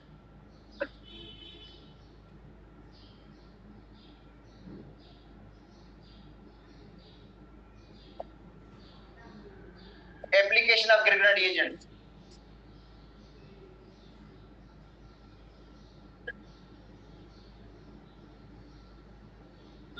यूजेस या रिएक्शंस आप बोलो।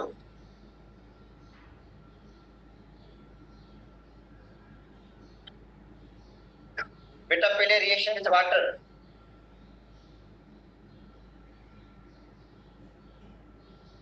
या हाइड्रोलाइसिस।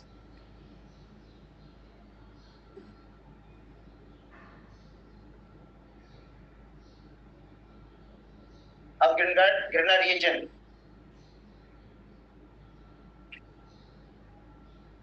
बेटा गिरना reagent hydrolysis. Formation of alkane, formation of alkane, याद कर लो गिरना रिएजेंट को जब वाटर के साथ रिएक्शन कराओगे और उसकी आप हाइड्रोलाइसिस करोगे, ठीक है, एसिडिक मीडियम में, तो क्या बनेगा? अल्केन बन जाता है। तो देखो R MgX, और इसको रिएक्शन कराते हैं किसके साथ? वाटर के साथ। वाटर को हमने तोड़ करके लिखा HOH, वाटर को हमने ब्रेक करके लिखा HOH इन एसिडिक मीडियम। तो Mg के ऊपर कौन सी चार्ज है? पॉजिटिव, और ये न्यूक्लियोफाइल है बेटा, ये अल्काइल ग्रुप न्यूक्लियोफाइल है। अल्काइल ग्रुप क्या है? न्यूक्लियोफाइल है। ये अटैक करेगा किस पर? इलेक्ट्रोफिल कार्बन के ऊपर, और जो है इलेक्ट्रोफिल हाइड्रोजन के ऊपर, जो हाइड्रोजन इलेक्ट्रोफिल के पर अटैक करेगा। तो ये देखो न्यूक्लियोफाइल है जो अटैक करता है किस पर? हाइड्रोजन पे अटैक करेगा, इलेक्ट्रोफाइल पर अटैक करेगा हाइड्रोजन पे, तो बन जाएगा RH, अल्केन बन गया। और MgX और OH। हाँ, अब देखो अल्काइल ग्रुप अगर आप लेते हो मिथाइल, बेटा अगर अल्काइल ग्रुप आप मिथाइल लेते हो तो H के साथ मिलकर मीथेन बना लेगा। अगर अल्काइल ग्रुप यहाँ पे लेते हो इथाइल, तो इस H के साथ मिलकर इथेन बना लेगा। अगर अल्काइल ग्रुप लेते हो प्रोपाइल, तो इस H के साथ मिलकर प्रोपेन बन जाएगा। अल्काइल ग्रुप लेते हो ब्यूटाइल, तो इस H के साथ मिलकर क्या बनेगा? ब्यूटेन। इसका मतलब है अल्काइल ग्रुप आप कौन सा ले रहे हो? मिथाइल ले रहे हो, तो मिथाइल ग्रुप मिलेगा H के साथ मीथेन बन जाएगा, ठीक है। इथाइल ग्रुप इथेन बना लेगा, तो बनेगा क्या? अल्केन बनेगा। क्या बनेगा? Alkane. Number 2,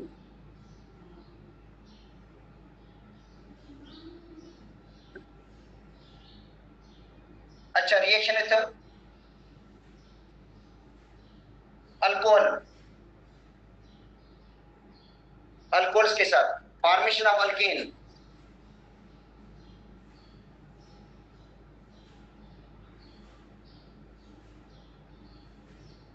formation of alkane.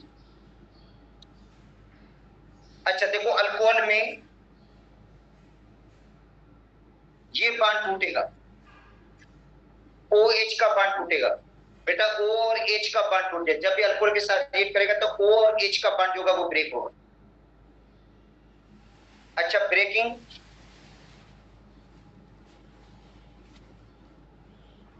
Of OH bond,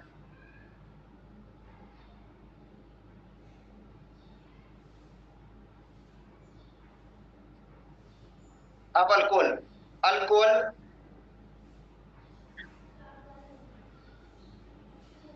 shows acidic property,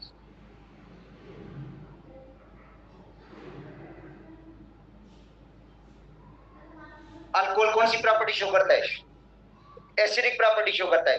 और एसिडिक प्रॉपर्टी जब भी अल्कोहल शो करता है सबसे ज्यादा रेट होगा मिथाइल अल्कोहल। देखो बेटा order of reactivity of alcohol when OH bond break,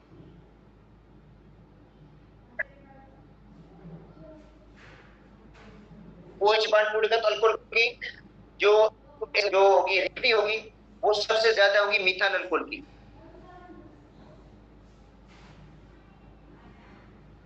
then ethyl alcohol 1 degree, बेटा ये 1 डिग्री है। उसके बाद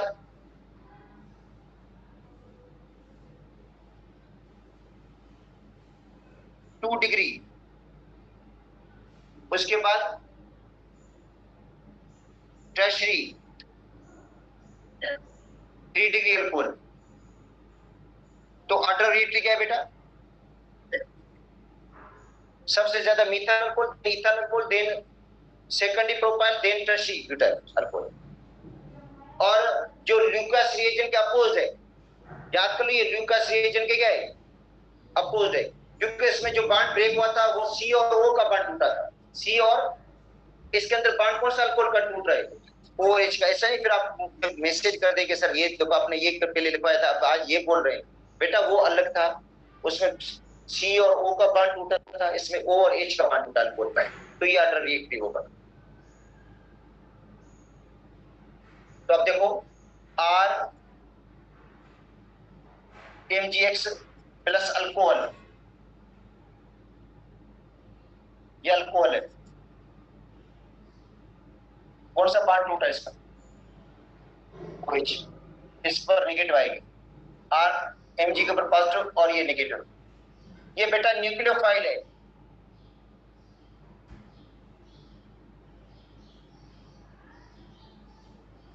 ये किस पर अटैक करेगा जाकर? अल्कोहल के H पर। इसका मतलब फिर आप भले अल्कोहल मिथाइल अल्कोहल ले लो तो भी H निकलेगा, अगर इथाइल अल्कोहल लेंगे तो भी H खारिज होगा, प्रोपाइल अल्कोहल लेंगे तो भी H खारिज करेगा, ब्यूटाइल अल्कोहल लेंगे तो भी H खारिज करेगा। इसका मतलब है प्रोडक्ट डिपेंड करता है इस रेडिकल पे। अगर यहाँ पे मिथाइल है तो H के साथ मिलकर मीथेन बना लेगा, जहां पे इथाइल है, जहां पे इथाइल है अल्कोहल H के साथ मीथेन बना लेगा। यहाँ पे आप प्रोपाइल लेते हो इस H के साथ प्रोपेन बना लेगा, यहाँ पे ब्यूटाइल लेते हो इस H के साथ मिलकर क्या बना लेगा? ब्यूटेन। तो इसका मतलब है अल्काइल ग्रुप आपने कौन सा चूज किया है? यहाँ पे अगर आपने मीथा लिया है तो इस H के साथ मिलकर मीथेन बनाएगा, अगर जनरल R है तो H के साथ मिलेगा।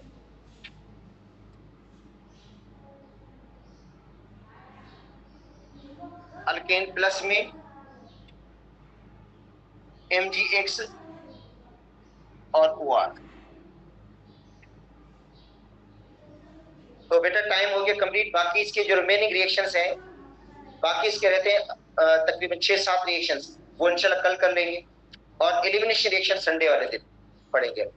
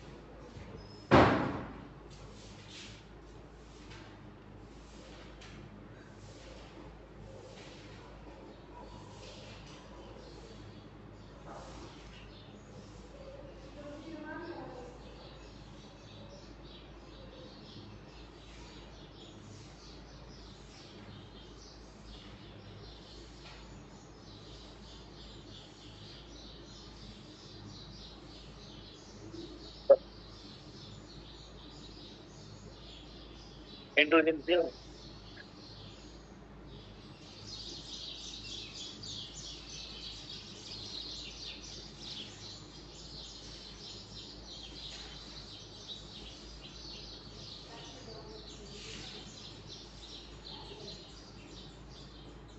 हसन साहब, जगन साहब, कैमरा, वॉइस।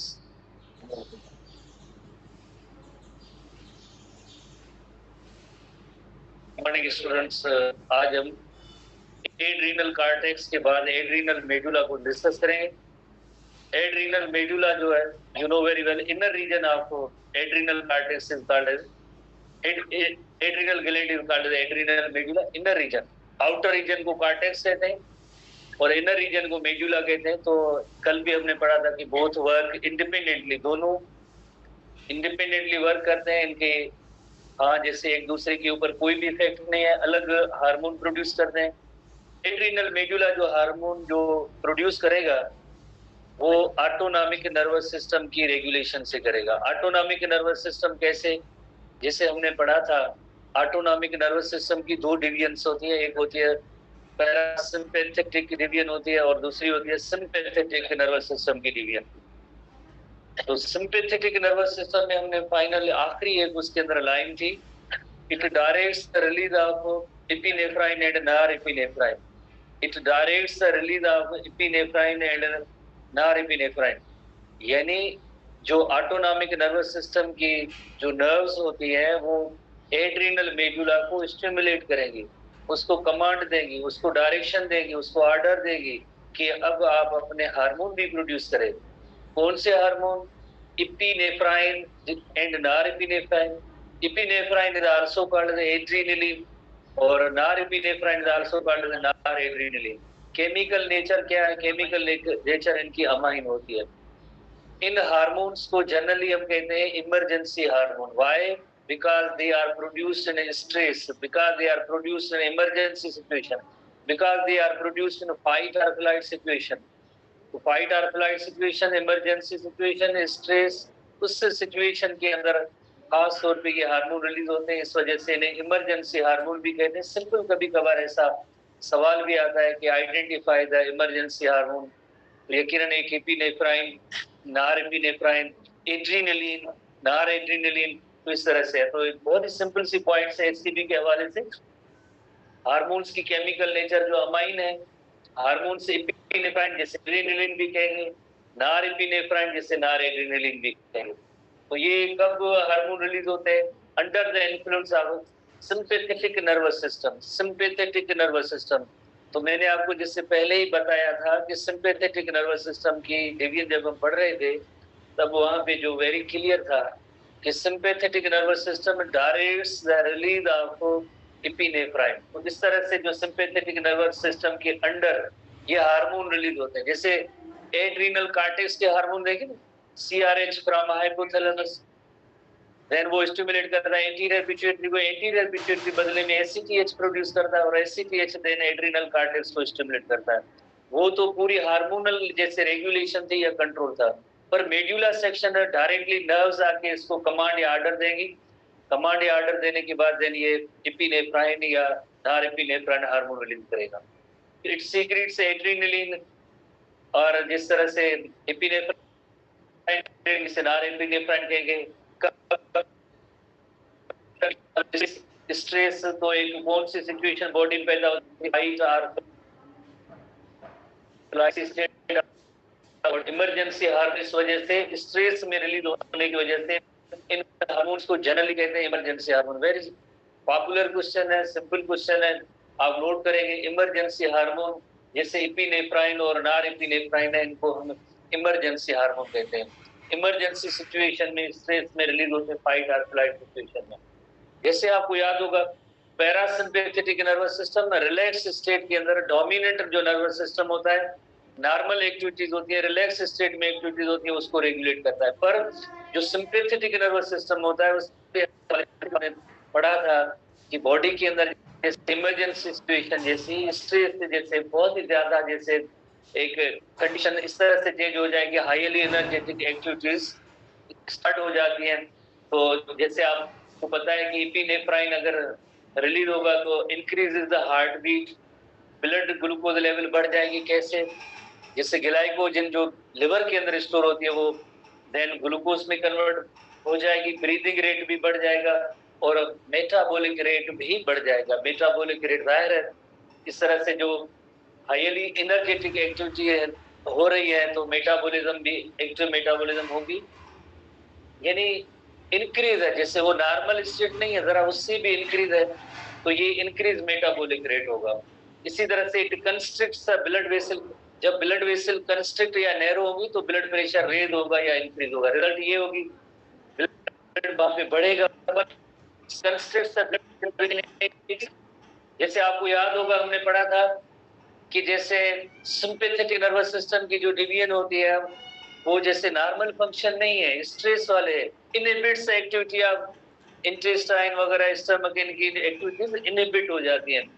तो इसी तरह से डायलेट्स हो रहा है मसल की ब्लड वेसल्स है वो डायलेट वाइड, वहां पे ब्लड सप्लाई ज्यादा जाएगी और इसी तरह से ये जो ब्लड वेसल जैसे ब्लड सप्लाई भी थोड़ी सी कम जाएगी। तो इन ऑर्गन्स का जो प्रॉपर फंक्शन नहीं, बिकॉज आपको पता है हाईली एनर्जेटिक एक्टिविटी मस्कुलर जैसे पावर जैसे आप कहते हैं फाइट और फ्लाइट सिचुएशन में ज्यादा आती है। वाई? बिकॉज यहाँ की ब्लड वेसल्स भी डायलेट होती है, ब्लड सप्लाई भी यहाँ पे ज्यादा होगी। नॉरएपिनेफ्राइन फंक्शंस लाइक एपिनेफ्राइन, जैसे पढ़ते हैं एपिनेफ्राइन नॉरएपिनेफ्राइन, तो इनका फंक्शन तकरीबन एक जैसा है पर मेन फंक्शन है जैसे नॉरएपिनेफ्राइन का to sustain the blood pressure को सस्टेन करना, ये नॉरएपिनेफ्राइन का एक जैसे मेन या बेसिक आप जैसे फंक्शन कहेंगे वो है। बाकी तो दोनों हार्मोन की जैसे एक्टिविटी तकरीबन एक जैसी है। Basically it is related to the sustaining of the blood pressure को सस्टेन करना ये नॉरएपिनेफ्राइन का काम है। ठीक है, ये भी इस तरह से आप इस क्वेश्चन को लिंक करेंगे। प्रिंसिपली जैसे नॉरएपिनेफ्राइन का रोल या फंक्शन हुआ to sustain the blood pressure, otherwise दोनों हार्मोन्स एक जैसे ही है। बॉक्स के अंदर एक वेरी इंटरेस्टिंग पॉइंट या इंपॉर्टेंट पॉइंट है, पर उससे पहले जैसे हम रिकॉल करेंगे दोबारा, हालांकि हमने पढ़ा हुआ है सिंपैथेटिक नर्वस सिस्टम की डिवीजन जो है तो it dilates pupil eyeball जैसे बड़े हो जाते हैं, increases the heart beat, relaxes the airways यानी ब्रीदिंग रेट बढ़ जाता है, inhibits the stomach activity, stimulates glucose release, कहां से? लिवर के अंदर ग्लाइकोजन होती है वो ग्लूकोज में कन्वर्ट होती है, सीक्रेट्स एड्रेनलिन। देखिए सीक्रेट्स एड्रेनलिन यानी सिंपैथेटिक नर्वस सिस्टम की डिवीजन के अंडर जो है एड्रेनलिन, जैसे एपिनेफ्राइन कहते हैं, एपिनेफ्राइन या एड्रेनलिन जो हार्मोन जो है वो रिलीज होता है अंडर एक सिंपैथेटिक नर्वस सिस्टम फाइट और फ्लाइट सिचुएशन, उसमें जो है ये एड्रेनलिन और एपिनेफ्राइन हार्मोन रिलीज होता है। Sympathetic nervous system directs the release of epinephrine और एड्रेनलिन हार्मोन, तो उसकी जो है उसके लिए भी जैसे ये डायरेक्शन देता है। फिर फर्दर यही सेम इवेंट्स जैसे होते हैं जैसे dilation of pupil, increase heart beat, relax airways यानी ब्रीदिंग जरा फास्टर होगी, inhibits activity of stomach intestine and stimulate the release of glucose from glycogen, कहां पे? लिवर में, इनमें लिवर होगा और इसी तरह से एड्रेनलिन हार्मोन भी, उसके लिए भी ये सिंपैथेटिक नर्वस सिस्टम डायरेक्शन देता है, ऑर्डर देता है, उसको स्टिमुलेट करता है। उसके बाद जैसे बॉक्स की एक पॉइंट है, वेरी इंपॉर्टेंट पॉइंट है, टेस्ट में ये सवाल इस तरह से आते रहते हैं बॉक्स से रिलेटेड, किस तरह से कि epinephrine is sometime given in injection form in emergency state. Emergency से कौन सी होती है? जब कार्डियक अरेस्ट होती है। कार्डियक अरेस्ट का मतलब होता है जैसे आप देखें ना एपिनेफ्राइन हार्मोन जैसे ब्लड प्रेशर को रेज करता है या इंक्रीज करता है। एक ऐसी सिचुएशन हो जाए जब कोई हार्ट अटैक जैसी सिचुएशन हो जाए या हार्ट की मसल प्रॉपर काम जैसे बीटिंग नहीं कर रही है, ब्लड प्रेशर को मेंटेन नहीं कर रही है, तो इवन जो डाइट जो है हार्ट के अंदर भी इंजेक्शन दी जाती है ताकि वापस हार्ट मसल थोड़ी सी एक्टिविटी करे, कॉन्ट्रैक्ट हो और हार्ट काम करना शुरू कर दे। तो इसमें जो है इमरजेंसी ट्रीटमेंट में एज ए कार्डियक अरेस्ट के सूरत में भी ये इंजेक्शन मेडिकली जैसे इसकी जो है एक सिग्निफिकेंस और इम्पोर्टेंस ये होती है कि अगर किसी पर्सन को, अनलकी पर्सन को जैसे हार्ट अटैक हो जाए, हार्ट काम ना करे तो वापस दोबारा से जैसे कॉन्ट्रैक्ट करवाने के लिए जैसे बिकॉज इसका रोल है ना कि it increases the heart beat, तो हार्ट बीट को इंक्रीज करने के लिए वापस दोबारा इस तरह के इंजेक्शन फॉर्म की जाती है। एक थोड़ी सी स्पेलिंग सही नहीं है, सही लफ्ज है anaphylactic shock, anaphylactic shock, anaphylactic shock है, सही लफ्ज है, बुक में सही स्पेलिंग नहीं है। उसमें भी इस एपिनेफ्राइन को जैसे इस्तेमाल किया जाता है। एनाफाइलेक्टिक शॉक एक ऐसा शॉक होता है, कंडीशन इज कॉल्ड एनाफाइलेक्सिस। जैसे आपने हनी बी के बारे में सुना होगा, जब किसी पर्सन को, किन किन पर्सन में ये ऐसा होता है, जब किसी पर्सन को स्टिंग लगाती है हनी बी, तो बहुत ही ज्यादा जिस्म पे जैसे स्वेलिंग भी होती है, दाने भी निकल के आते हैं, काफी सारे रेडिश स्पॉट्स भी बन जाते हैं। कुछ लोगों की इसकी वजह से डेथ भी हो जाती है। क्यों डेथ होती है? बिकॉज उस सिचुएशन में, एनाफाइलेक्सिस की सिचुएशन में ब्लड प्रेशर लो हो जाता है और ये टंग है उसमें बहुत ज्यादा स्वेलिंग होती है, जिसकी वजह से थ्रोट जो है क्लोज हो जाएगी, ब्रीदिंग स्टॉप हो जाएगी और पर्सन की डेथ हो सकती है।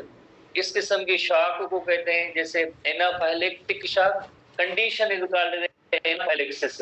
एनाफाइलेक्सिस जो एलर्जिक रिएक्शंस में भी होता है, कभी ऐसी मेडिकल कंडीशन होती है तब भी इसमें होता है, जिसमें low blood pressure, breathing stop हो जाएगी, टंग जो उसमें स्वेलिंग होगी, तो ये सिचुएशन होती है। तब भी जैसे एपिनेफ्राइन की जैसे जरिए उसकी ट्रीटमेंट की जा सकती है। या एजमा का जो अटैक होता है तब भी जैसे जाहिर है ब्रीदिंग एजमा के अंदर डिफिकल्ट होती है, तो उसको वापस ब्रीदिंग लाने के लिए, जब बिकॉज एपिनेफ्राइन काम क्या है, ब्रीदिंग को भी फास्टर करता है, तो भी जैसे ये एपिनेफ्राइन की जो से ट्रीटमेंट की सूरत में इंजेक्शन दी जाती है। बुक के अंदर थोड़ी सी स्पेलिंग, इसको आप करेक्ट करेंगे, एनाफाइलेक्टिक शॉक। शॉक का नेम होगा anaphylactic shock. Condition is called anaphylaxis. कोई डेफिनेशन वगैरह याद करने की जरूरत नहीं है, पर जैसे हमें थोड़ा सा समझेंगे कि क्या है इसमें मौजूद। उसके बाद देन जो है थाइमस ग्लैंड है।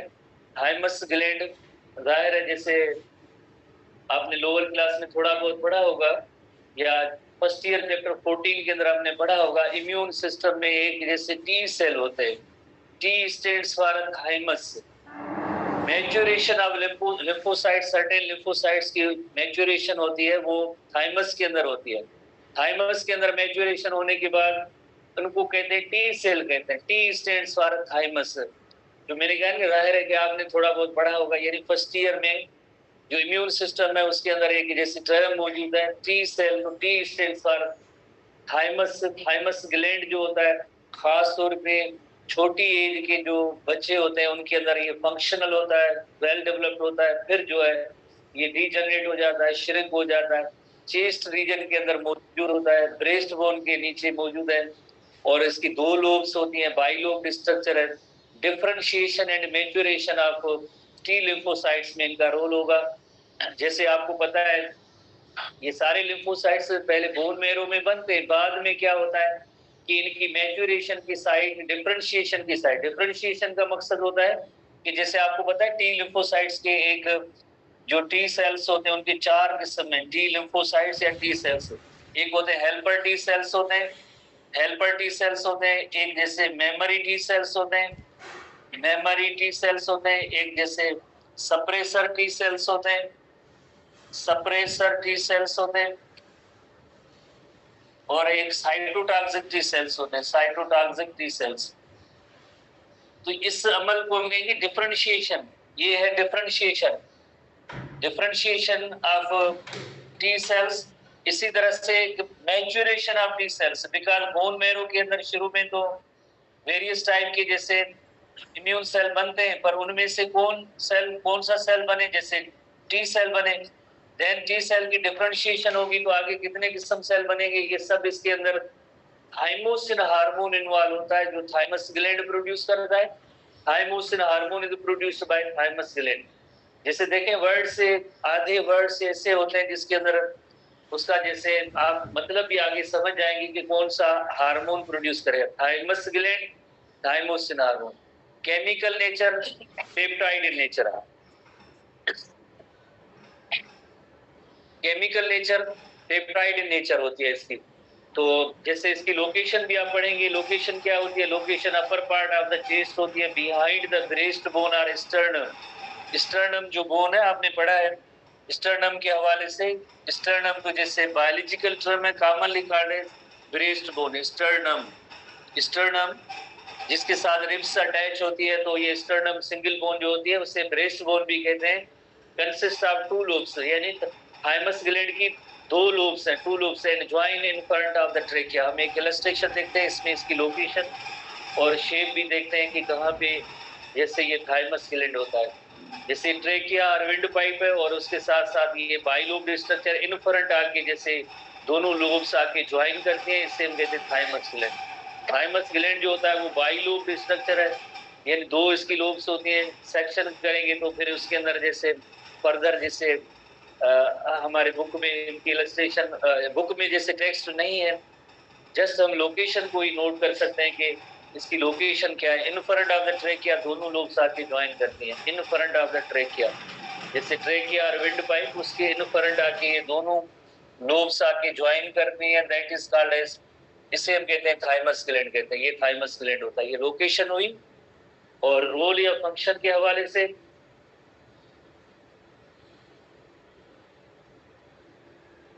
वेरी सिंपल, जैसे अभी हमने नोट किया कि इट सीक्रेट्स हार्मोन, जिस हार्मोन का नेम है थाइमोसिन हार्मोन, और इसका रोल क्या है, differentiation and maturation of T lymphocytes.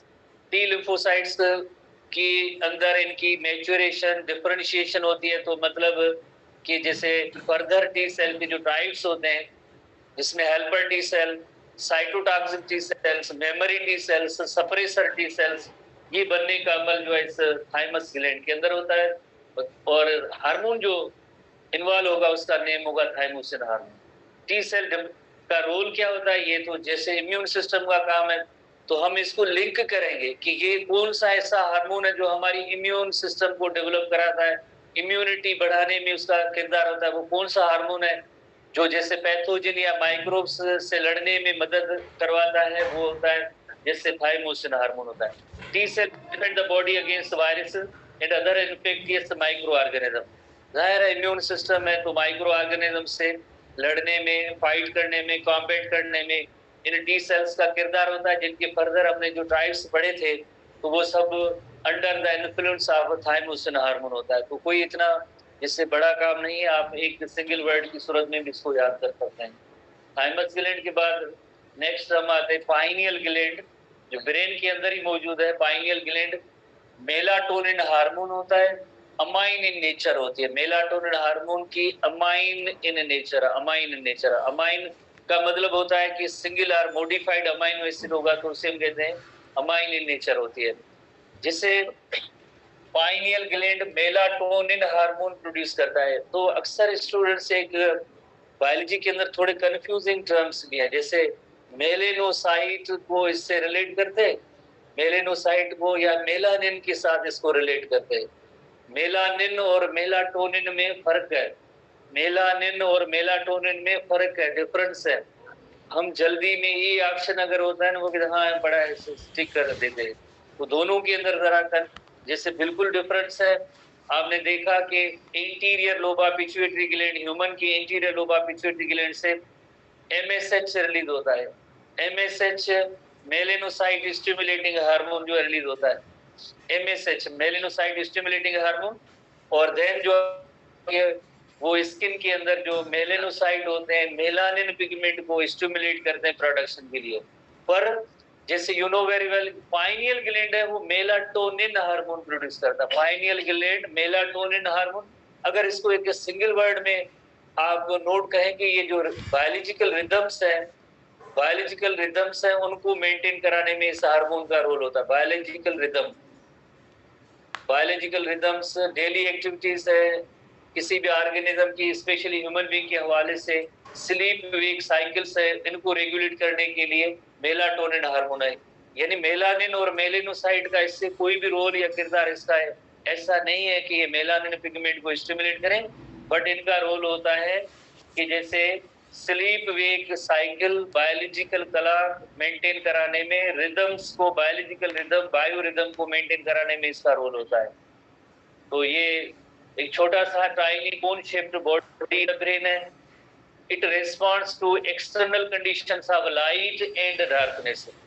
कभी आपने यकीनन नोट किया होगा कि ह्यूमन बीइंग का जो सेटअप है, एक फॉर्मेट है, एक बिल्ट इन जो चीजें हैं, उस बिल्ट इन चीजों में ये होता है कि जैसे जैसे शाम या रात होने वाली होती है तो हमें नींद आती है।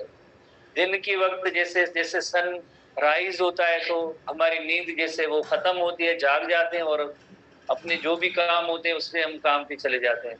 वाही आखिरकार ऐसा क्यों होता है? आजकल तो हमने भले इसको मॉडिफाई कर दिया है इस चीज को कि सारी रात हम जागते हैं, स्टडी करते हैं, study through book is Facebook, तो उसके जरिए जो स्टडी करते हैं, ठीक है ना, तो वो भले सारी रात जागते हैं, वो अलग चीज है। अदरवाइज जैसे एक नेचुरल सेटअप है इंसान का, जो जैसे आपकी बात है कि जो मोबाइल होता है ना उसके अंदर एक चीजें होती है बिल्ट इन की मीनिंग है इसके अंदर जो बनी हुई है, उसके अंदर आप चेंज नहीं करेंगे, चेंज करेंगे तो आप फर्दर जानते हैं। बाकी जो चीजें होती है अडेप्ट जैसे की जाती है, अडेप्ट की मीनिंग है कि जूम ऐप डाउनलोड कर दिए, जूम ऐप पढ़िए, व्हाट्सएप डाउनलोड कर लिया है, वो ऐप पढ़िए। कुछ चीजें ऐसी होती है जो बिल्ट इन होती है, वो कंपनी की तरफ से है। तो ये हमारी जो कंपनी की तरफ से जो हमें चीजें मिली है उसमें ये है कि लाइक हमें जो नेचुरल जो टाइम है सोने का वो होता है, जैसे डार्कनेस शुरू होती है और देन खास तौर पे अगर आप थर्ड डेजर्ट की अभी भी कुछ ऐसे गाँव हैं जहाँ पे बिजली वगैरह नहीं है, तो आप में से कोई होंगे उनको तजर्बा होगा, जैसे शाम होती है जस्ट 1 या 2 घंटे के बाद सब सो जाएंगे, कोई जागता नहीं है, नेचुरल सेटअप, नेचुरल इकोसिस्टम। और जैसे सुबह होने सनराइज से पहले 1-2 घंटे पहले जाग जाते हैं काम वगैरह करके और दिन वापस आ जाते दिन की लाइट के बाद। तो नेचुरल सेटअप ये होता है, जैसे लाइट लगती है तो लाइट हमारे आईज के जरिए रेटिना और देन जाके ब्रेन को मैसेज देंगे और मेलाटोनिन की सिक्रीशन कम हो जाएगी। जैसे लाइट लगेगी मेलाटोनिन की सिक्रीशन कम हो जाएगी, हम जाग जाते हैं। जैसे डार्कनेस होगी मेलाटोनिन की सिक्रीशन बढ़ेगी और हमें नींद आ जाएगी, मेलाटोनिन की सिक्रीशन रिलीज होगी और हमें नींद आ जाती है। तो यानी conditions of light and darkness as sensed through eyes, जैसे लाइट की जो सेंसेशन है आईज के थ्रू रेटिना और वहां से आगे मैसेज आएगा ब्रेन के अंदर pineal gland, then day light के अंदर मेलाटोनिन की सिक्रीशन कम होती है और नाइट टाइम में मेलाटोनिन की सिक्रीशन ज्यादा होती है, जिसकी वजह से हमें जैसे नींद या स्लीप जो आता है। लाइक आपको पता है दुनिया के अंदर जो टाइम जोन होता है वो भी जिससे डिफरेंस है। अगर आप कनाडा के अंदर या यूएसए के अंदर टाइम जोन देखेंगे, एटलीस्ट आई थिंक 12 आवर्स का फर्क होता है तकरीबन। अगर हम यहाँ से जाएं और उस कंट्री बड़ा डिफरेंस हो, तो यानी हमारा जो रिदम है वो किस हवाले से मेंटेन है, जो हमारा जो साइकिल है वो इस टाइम जोन के हवाले से। अगर उस कंट्री में आप जाएंगे तो यकदम एक बड़ी चीज आ जाएगी। अगर जिस तरह से यहाँ पे रात है तो वहां पे दिन है, वहां पे जैसे दिन होता है तो इधर रात है। हमारा तो टाइम सेटअप इस तरह से यकदम अगर उधर जाएंगी तो एक बॉडी के अंदर सिचुएशन, एक कंडीशन डेवलप होती है जिससे जेट लैग कहते हैं, हमारे बुक में नहीं है, वो डिस्टर्ब होता है। हमारा ये जो मेलाटोनिन की सिक्रीशन का जो फिनोमेना है, प्रोसेस है, डिस्टर्ब हो जाता है। बिकॉज लाइट लगने से मेलाटोनिन की सिक्रीशन कम होती है, डार्क में मेलाटोनिन की सिक्रीशन ज्यादा होती है। तो शुरू में 1 या 2 दिन जो ऐसा फील होता है कि जिस्म के अंदर शदीद किस्म का पेन होता है और सर में भी दर्द होता है। जो लोग कहते हैं यार बेचारा थक के आया है, 12 घंटे की जो ट्रेवल करके आया है, थका हुआ है, इस वजह से जो है पर्सन जो है उसमें ये जो ऐसी कंडीशन डेवलप हुई है। और खाने की भी तलब या एहसास भी इवन वोमिटिंग होगी, खाना उसकी ऐसी जो लाइक कंडीशन होगी, सामने आ गया जैसे नहीं मुझे नहीं चाहिए, इवन वोमिटिंग जैसी सिचुएशन होती है। जस्ट 1 या 2 दिन के बाद फिर देन वहीं का जो सेटअप होगा लाइट का, तो उस हवाले से उसका जो बैलेंस हो जाएगा। अदरवाइज जो ऐसी कंडीशन डेवलप होती है ये इस मेलाटोनिन हार्मोन की वजह से होती है। स्लीप वेक साइकिल को रेगुलेट करते हैं, बायोलॉजिकल रिदम को रेगुलेट करते हैं। इसी तरह से मेलाटोनिन जैसे ना very clear it secrets at night, जैसे डार्कनेस या नाइट की जो टाइम में मेलाटोनिन हार्मोन की रिलीज हुई, जैसे मेलाटोनिन हार्मोन रिलीज हुआ पर्सन को नींद आ जाती है। The level of melatonin rises from day to night. जैसे आपने अभी सीखा है कि डे टाइम में मेलाटोनिन हार्मोन कम रिलीज होता है, नाइट टाइम में ज्यादा होता है। एज वेल एज सीजन की मीनिंग है, जैसे आपने जैसे 1-2 महीने पहले देखा छोटे दिन थे, रातें बड़ी थी। अब जैसे सीजन चेंज हो रही है, सीजन चेंज, दिन बड़ा है और रातें छोटी है। तो इसमें भी जैसे मेलाटोनिन की सिक्रीशन यकीनन डे लेंथ में या डे टाइम में मेलाटोनिन कम रिलीज ही नहीं होता है, नाइट टाइम में ज्यादा होता है। सीजनल वेरिएशंस होती है, इसकी वजह से भी इस हार्मोन की प्रोडक्शन पे असर होता है। इसी तरह से they variation influence the growth and development of gonads. हमारे बुक में इनकी इतनी ज्यादा डिटेल नहीं है।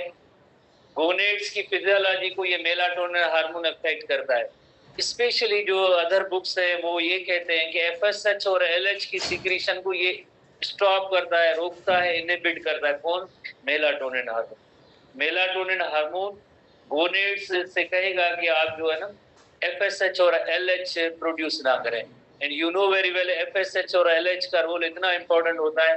गोनेट्स जैसे गैमीट्स प्रोड्यूस करते हैं, हार्मोन प्रोड्यूस करते हैं, वो इन दोनों हार्मोन की अंडर होते ही काम करते हैं। तो इस वजह से इनकी मैच्योरेशन या रिप्रोडक्शन के हवाले से भी इसका इनडायरेक्ट वे में एक बहुत ही बड़ा किरदार होता है।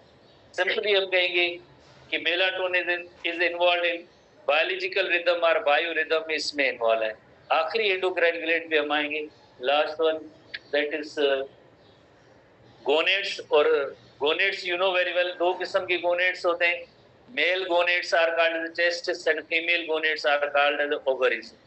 टेस्टिस का काम होता है, बेसिक काम होता है गैमीट प्रोड्यूस करना, मेल गैमीट प्रोड्यूस करना, स्पर्म। और ओवरीज का जो बेसिक काम जैसे एक होता है एग सेल प्रोड्यूस करना या फीमेल गैमीट प्रोड्यूस करना। पर इनके हवाले से जैसे ये एंडोक्राइन इन नेचर भी है। एंडोक्राइन इन नेचर का मतलब है कि ये हार्मोन भी प्रोड्यूस करते हैं।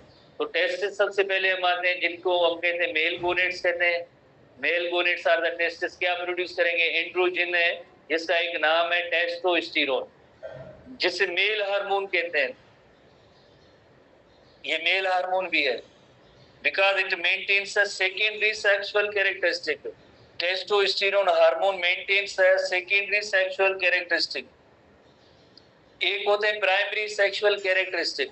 जैसे कोई भी, जैसे बेबी उसका बर्थ होता है तो उस वक्त पता चल जाता है कि आइदर बेबी इज मेल और फीमेल जेंडर के साथ बेबी का बर्थ हुआ है। तो उससे एक्सटर्नल जेनाइटल ऑर्गन्स होते हैं, उनसे पता चलता है कि आइदर मेल और फीमेल।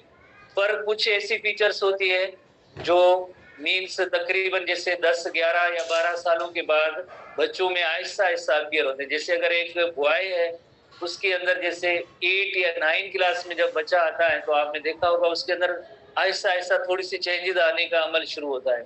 बियर्ड है, मोस्टेचेस है, मसल्स जरा बल्की हो जाती हैं, वॉइस में भी फर्क आ जाता है, वॉइस में भी फर्क आ जाता है। तो ये सारी ऐसी चेंजेस होंगी, उन्हें हम कहेंगे सेकेंडरी सेक्सुअल कैरेक्टरिस्टिक।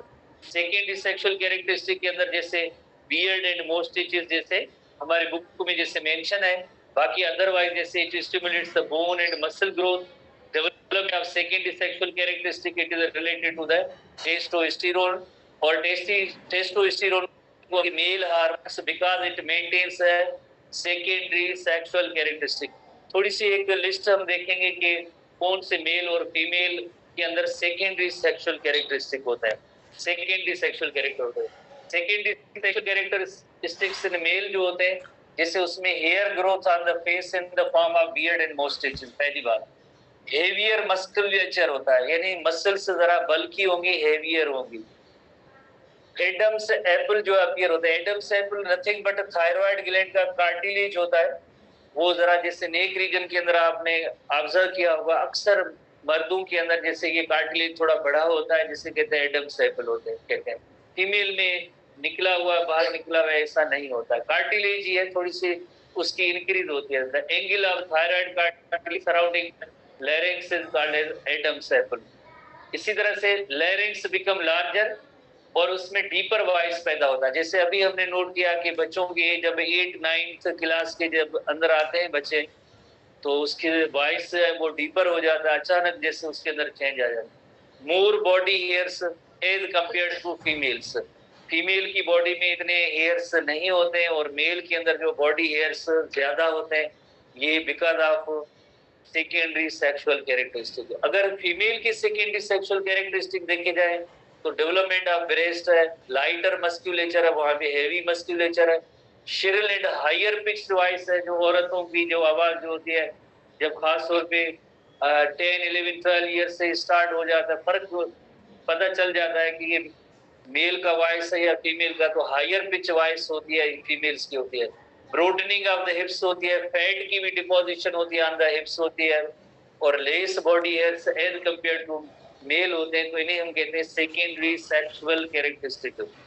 ये secondary sexual characteristic oestrogen hormone का लाइक ये काम होता है, उसमें मेंटेन कराना फीमेल के अंदर ईस्ट्रोजन हार्मोन। इसी वजह से ईस्ट्रोजन हार्मोन को हम कहते हैं फीमेल सेक्स हार्मोन है, oestrogen hormone, because it maintains secondary sexual characteristic. इनको मेंटेन कराना, ये सेकेंडरी सेक्सुअल कैरेक्टरिस्टिक को मेंटेन कराना फीमेल के अंदर ईस्ट्रोजन हार्मोन का होगा काम। मेल के अंदर जो है टेस्टोस्टेरोन हार्मोन का काम होगा, मेल टेस्टोस्टेरोन हार्मोन का काम। तो इसी वजह से टेस्टोस्टेरोन को हम कहते हैं male hormone, why because it maintains the secondary sexual characteristic. उसके बाद जैसे ओवरीज सेक्शन पे हम आते हैं, ओवरीज के अंदर you know very well, ovaries जैसे 2 हार्मोन से प्रोड्यूस करते हैं, जिसमें एक ईस्ट्रोजन है, दूसरा होता है प्रोजेस्टेरोन हार्मोन है। दोनों को फीमेल सेक्स हार्मोन नहीं कहेंगे, ओनली एंड ओनली ईस्ट्रोजन को कहेंगे। ठीक है, ईस्ट्रोजन को ऐसे भी लिखा जाता है, ओ ई से भी लिखा जाता है, डायरेक्टली ई से भी लिखा जाता है। ई से जब लिखते हैं तो ये यूएसए की इंग्लिश है उस हवाले से, ओ ई से लिखते हैं ना तो ये यूके का फॉर्मेट होता है, तो उसमें OES लिखा जाता है। जैसे ईसोफेगस ई से भी लिखा जाता है, OE से भी लिखा जाता है। तो इस फॉर्मेट, बाकी हार्मोन सेम है, कोई अलग नहीं है, सेम हार्मोन है। ईस्ट्रोजन हार्मोन और प्रोजेस्टेरोन हार्मोन, ओवरीज के अंदर ये दोनों हार्मोन प्रोड्यूस होते हैं। जैसे सबसे पहले हम ईस्ट्रोजन हार्मोन की तरफ आते हैं, जैसे हमारे एसटीबी बुक में आप देखेंगे एस्ट्रोड्यूल लिखा हुआ है, एस्ट्रोड्यूल पर ईस्ट्रोजन हार्मोन ब्रॉडर कैटेगरी है, और उसके जो ना 3 टाइप्स होते हैं generally, one of the type is estradiol hormone. ये भी एक्चुअली जैसे ईस्ट्रोजन ही है, जो टोटल जैसे ईस्ट्रोजन के 3 एक फॉर्मेट्स होते हैं, उसमें वन ऑफ द मेजर जो ईस्ट्रोजन होता है उसका नेम होता है ईस्ट्रोड्यूल हार्मोन। ठीक है ईस्ट्रोजन, कोई अलग नहीं है, क्योंकि 3 ईस्ट्रोजन के टाइप्स होते हैं, one of the type is estradiol. ठीक है, कोई नया हार्मोन नहीं, आप कहेंगे ये कोई नया हार्मोन है, नथिंग सेम है। तो maintains a female reproductive system and secondary sexual characteristic in female. Secondary sexual characteristic in female कौन से हैं? थोड़ी देर पहले हमने जो लिस्ट पढ़ी थी ये सारे सेकेंडरी सेक्सुअल कैरेक्टरिस्टिक है, इनको मेंटेन कराने का काम ये ईस्ट्रोजन हार्मोन का होता है। इस वजह से oestrogen hormone in commonly called as female sex hormone, female sex hormone. दोनों नहीं, प्रोजेस्टेरोन को नहीं कहेंगे, प्रोजेस्टेरोन को नहीं कहेंगे, ओनली एंड ओनली ईस्ट्रोजन को कहेंगे। इसी तरह से दूसरा जो हार्मोन है उससे हम कहते हैं प्रोजेस्टेरोन हार्मोन। अगर प्रोजेस्टेरोन हार्मोन को अगर सिंगल वर्ड में हम इसके फंक्शन नोट करना चाहें तो वो क्या है? इट मेंटेन्स प्रेगनेंसी, प्रेगनेंसी को मेंटेन कराता है। जैसे uterus is the place where pregnancy is maintain, और यूटेरस लाइनिंग को थिक वेस्कुलर और स्पंजी रखने का काम, थिक वेस्कुलर और स्पंजी रखने का काम जो है लाइक ये प्रोजेस्टेरोन हार्मोन का होता है, और यही जो है एम्ब्रियो को सपोर्ट करता है। अगर यूटेरस की इनर लाइनिंग जो होती है वो थिक वेस्कुलर और स्पंजी होगी तो प्रेगनेंसी मेंटेन रहेगी। आपने जैसे चैप्टर 4 के अंदर पढ़ा होगा, चैप्टर 4 के अंदर जैसे जो ओव्यूलेशन हो जाती है, जब ओव्यूलेशन हो जाती है फॉलिकल जैसे रप्चर होगा तो ओव्यूलेशन होगी, तो फॉलिकल जो है येलो मास से भर जाता है, जिससे कहते हैं कार्पस ल्यूटियम कहते हैं। कार्पस ल्यूटियम देन जो है तो कौन सा हार्मोन प्रोड्यूस करता है? प्रोजेस्टेरोन हार्मोन प्रोड्यूस करता है। कितने दिनों तक रहता है? यू नो वेरी वेल, जब अगर 14th डे पे जैसे ओव्यूलेशन हुई है तो 28 डे तक ये कार्पस ल्यूटियम रहता है और तब तक प्रोजेस्टेरोन हार्मोन प्रोड्यूस होता रहेगा। फॉर एग्जाम्पल अगर प्रेगनेंसी नहीं हुई है, फर्टिलाइजेशन नहीं हुई है तो मीन्स ये देन कार्पस ल्यूटियम डीजनरेट हो जाएगा। जब कार्पस ल्यूटियम भी डीजनरेट हो जाएगा तो देन प्रोजेस्टेरोन भी नहीं होगा। इन केस अगर फर्टिलाइजेशन हुई है तो देन कार्पस ल्यूटियम मौजूद रहेगा अप टू 3 मंथ्स, और 3 मंथ्स तक इनिशियल टाइम के अंदर जैसे ये कौन सा हार्मोन प्रोड्यूस करेगा? प्रोजेस्टेरोन, जो प्रेगनेंसी को मेंटेन कराने में इसका रोल होता है। आगे देन प्रोजेस्टेरोन हार्मोन कौन प्रोड्यूस करेगा? प्लेसेंटा प्रोड्यूस करती रहेगी ताकि प्रेगनेंसी मेंटेन कर सके।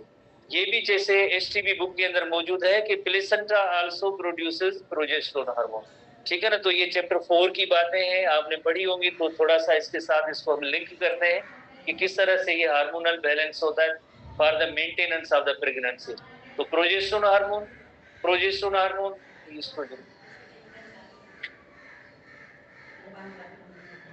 प्रोजेस्टेरोन हार्मोन इज प्राइमरली, इसका बेसिक काम जो होता है टू मेंटेन द प्रेगनेंसी, किसमें इन्वॉल्व है?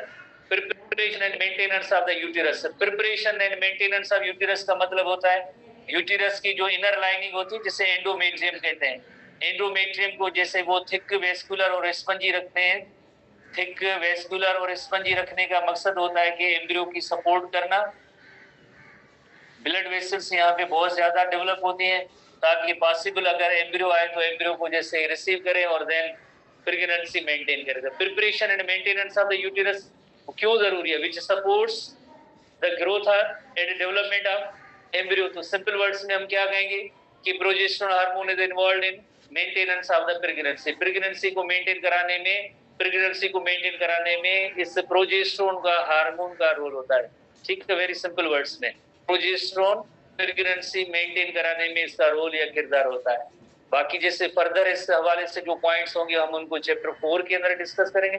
फिलहाल आप ये नोट करेंगे, ठीक है। जब टेस्ट आएगी जीटी होगी तो आप ये ना पूछें कि जीटी के अंदर ये आएगा कि जैसे कि प्रोजेस्टेरोन हार्मोन कब प्रोड्यूस होता है, कितने दिनों में जो फेज है उनमें होगा प्रोड्यूस होगा, ठीक है। क्योंकि जीटी का सिलेबस अभी भी क्लियर नहीं हुआ है और रात को 4-5 और मजीद मैसेजेस आए जीटी का सिलेबस क्या है, पेज बताएं। मैंने में तो आपने क्वेश्चन फ्यूचर में बता देंगे हम आपको, ठीक है।